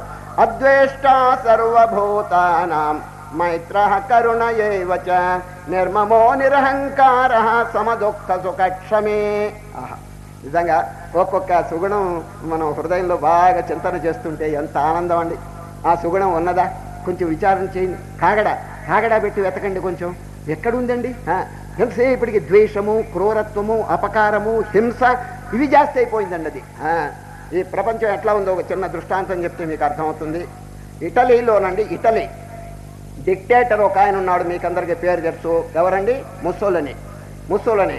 ఆయన పెద్ద పెద్ద ఆఫీసర్లందరికీ ఒకసారి అండి డిన్నర్ పార్టీ చేశాడండి. రాత్రి ఇట్లాగే 8:30కి డిన్నర్ పార్టీ చేసినాడండి. పెద్ద పెద్ద ఆఫీసర్లు అందరూ వచ్చారు, మిలిటరీ కమాండర్స్ ఇంకా చాలా మంది వచ్చారు. అక్కడ అండి ఒక రౌండ్ టేబుల్ పెట్టాడండి. రౌండ్ టేబుల్, దాని చుట్టూ చైర్స్ వేశారు, కుర్చీలు, పెద్ద పెద్ద వాళ్ళండి. అక్కడ డిన్నర్ పార్టీ ఏమిటి చెప్పండి? ప్లేట్లు పెట్టారండి. చిన్న చిన్న ప్లేట్లు పెట్టి దాంట్లో అనేకమైన పదార్థములు, తినే పదార్థములు. సెంటర్లో ఏం చేసినాడు తెలుసండి? డెకరేషన్ కోసం, అలంకారం కోసం ఒక బంగారపు పళ్ళెం, ఒక వజ్రం మధ్యలో పెట్టాడండి. వజ్రం ఆ లైట్లకండి ఆ వజ్రం వెలుగుతుంటే ఆనందంగా ఉందండి. మహాప్రకాశంగా డెకరేషన్ అందరికీ ఉల్లాసంగా ఉందండి. అది ఊరికే అలంకారం కోసం పెట్టాడు. అది ఎంత ఖరీదు తెలుసుంది? ఆ వజ్రం లక్షల రూపాయలు ఖరీదు అవుతుంది. బంగారం పళ్ళెం చెప్పడానికి లేదు, మహా విలువ అండి. చుట్టూ అందరూ కూర్చున్నారు, డిన్నర్ పార్టీ జరుగుతున్నది. అది అకస్మాత్తుగా కరెంట్ ఆఫ్ అయిపోయిందండి. ఒక్క నిమిషం అయిన తర్వాత మళ్ళా కరెంట్ వచ్చిందండి. ఏం జరిగిందో తెలుసండి? బంగారపు ఆ చీకట్లోనండి బంగారపు పళ్ళెల్లో ఉన్న వజ్రం ఎవడో కొట్టేశాడండి, చీకట్లో ఎవడో కొట్టేశాడు. ముస్సోలని చూచినాడండి, లేచినాడు. లక్షల రూపాయలు విలువ చేసేది పోయింది. అది ఎవరో వడ్డం చేసే పోర్టర్స్ తీశారో ఎవరు తీశారో ఎవరికి తెలియదండి. నిలబడ్డాడు. ఏమండి, అందరూ పెద్ద మనుషులు, ఇక్కడ ఉన్న వారందరూ పెద్ద ఆఫీసర్లు. ఫలానా వాడు తీశాడు. ఇక్కడ సర్వర్స్ కూడా కొందరు ఉన్నారు. ఎవరు తీశారో మనం చూడలేదు, ఎందుకంటే చీకటి కాబట్టి. ఇప్పుడు నేను ఒక ఉపాయం పన్నుతాను. ఏమిటంటే, నేను కావాలని చెప్పి మళ్ళీ లైట్లు ఆఫ్ చేస్తాను, మళ్ళీ చీకటి రప్పిస్తాను. ఎవరు తీసుకున్నారో వారు మర్యాదగా ఆ పళ్ళెల్లో తెచ్చి పెట్టండి. ఈ చీకట్లో ఆ పళ్ళెల్లో తీసుకెళ్ళినటువంటి వజ్రం మళ్ళీ తీసుకొచ్చి పెట్టండి. మళ్ళీ నేను లైట్లు మళ్ళీ ఆన్ చేస్తాను. ఫలానా వాడు పెట్టాడని చెప్పి వారికి తెలియదు అని చెప్పి మళ్ళీ లైట్లు ఆఫ్ చేశాడండి. ఎవరు ముస్సులని ఆఫ్ చేసి ఒక నిమిషం ఇంత చూస్తేనండి బంగారు పళ్ళెం కూడా కొట్టేశాడండి ఎవడు. ఇట్లా ఉంటుందండి పరిస్థితి. ఈయన బోధ ఎవరికైనా జీర్ణమైందా చెప్పండి. ఈయన పెద్ద మనిషిలాగా బోధ చెప్పాడండి. అయ్యా బాగుపడండి, బాగుపడండి. బాగుపడాలని ఉంటే కదా అక్కడ చెప్పండి. కనుక శ్రీకృష్ణ పరమాత్మ ఎన్నో ధర్మాలు చెప్తున్నారండి, ఎన్నో సుగుణాలు చెప్తున్నారు. 1 కాదు, 2 కాదు, 26 చూడండి. అందులో ఒక్కొక్కటి కనుక ఆలోచిస్తే మన హృదయంలో అది లేనట్టుగానే చాలా మందికి తోస్తున్నదండి. ఎందుకంటే అద్వేష్ట సర్వభూత సర్వ చూడండి. సర్వ అంటే ఏమిటి? Not only to humanity but to the whole creation at large చూడండి. ప్రేమ అనేది కేవలం మానవులకే కాదే, extend your love to all human ఇతరమైన క్రియేషన్ చూడండి. ప్రపంచంలో అనేక జీవరాశులు. మానవుడు ఎవరండి? మానవుడు నిజంగా చూస్తే మైనారిటీ అండి. ఈ అనంతమైనటువంటి విశ్వంలో 84 కోట్ల జీవరాశుల్లో ఒక్కొక్క ప్రాణి చెదలు లెక్క పెట్టండి, కోట్లు ఉంటాయండి చెదలు. ఈ విధంగా మానవుళ్ళు ఎంత అంటే చాలా తక్కువ మైనారిటీ. మరి వీడు మాత్రమే ఉన్నాడా ఈ ప్రపంచంలో, ఇంకా ఇతర ప్రాణి కోట్లు? కాబట్టి సర్వ అనేటువంటి పదం ప్రయోగిస్తున్నారు. అద్వేష్ట సర్వభూతానాం మైత్ర కరుణయేవచ. ఈ సద్గుణాలన్నిటి మనం ఆహ్వానించాలి, చక్కగా హృదయంలో బదిలపరుచుకుని. అయితే ఒక పెద్ద ప్రశ్న వస్తుందండి. ఏమిటంటే, దుర్గుణాలు ఇదివరకే పీఠం వేసినాయండి ఇక్కడ. ఎక్కడ? హృదయంలో దుర్గుణాలు. ఇప్పుడు హృదయ స్థానంలో ఇది దుర్గుణాలు ఖాళీ అయితే కదండి సద్గుణాలు రావాల్సింది. There is only 1 chair but it is pre occupied by somebody. ముందుగానే ఆక్యుపై చేసుకున్నారు. ఎవరు? రాక్షసులు, కామ, క్రోధ, దరిద్రులు వీళ్ళు ఉన్నారు చూడండి. వీళ్ళు వచ్చేసి ముందుగా ఆక్యుపై చేసుకున్నారు. ఇప్పుడు ఆగమార్థంతో దేవానాం, ఓ దేవతలారా రాండి అంటే వాళ్ళు ఏమంటున్నారు? గమనార్థంతో రాక్షసాం, రాక్షసులు పంపవయ్యా అంటారు. నమో భగవతే వాసుదేవాయ.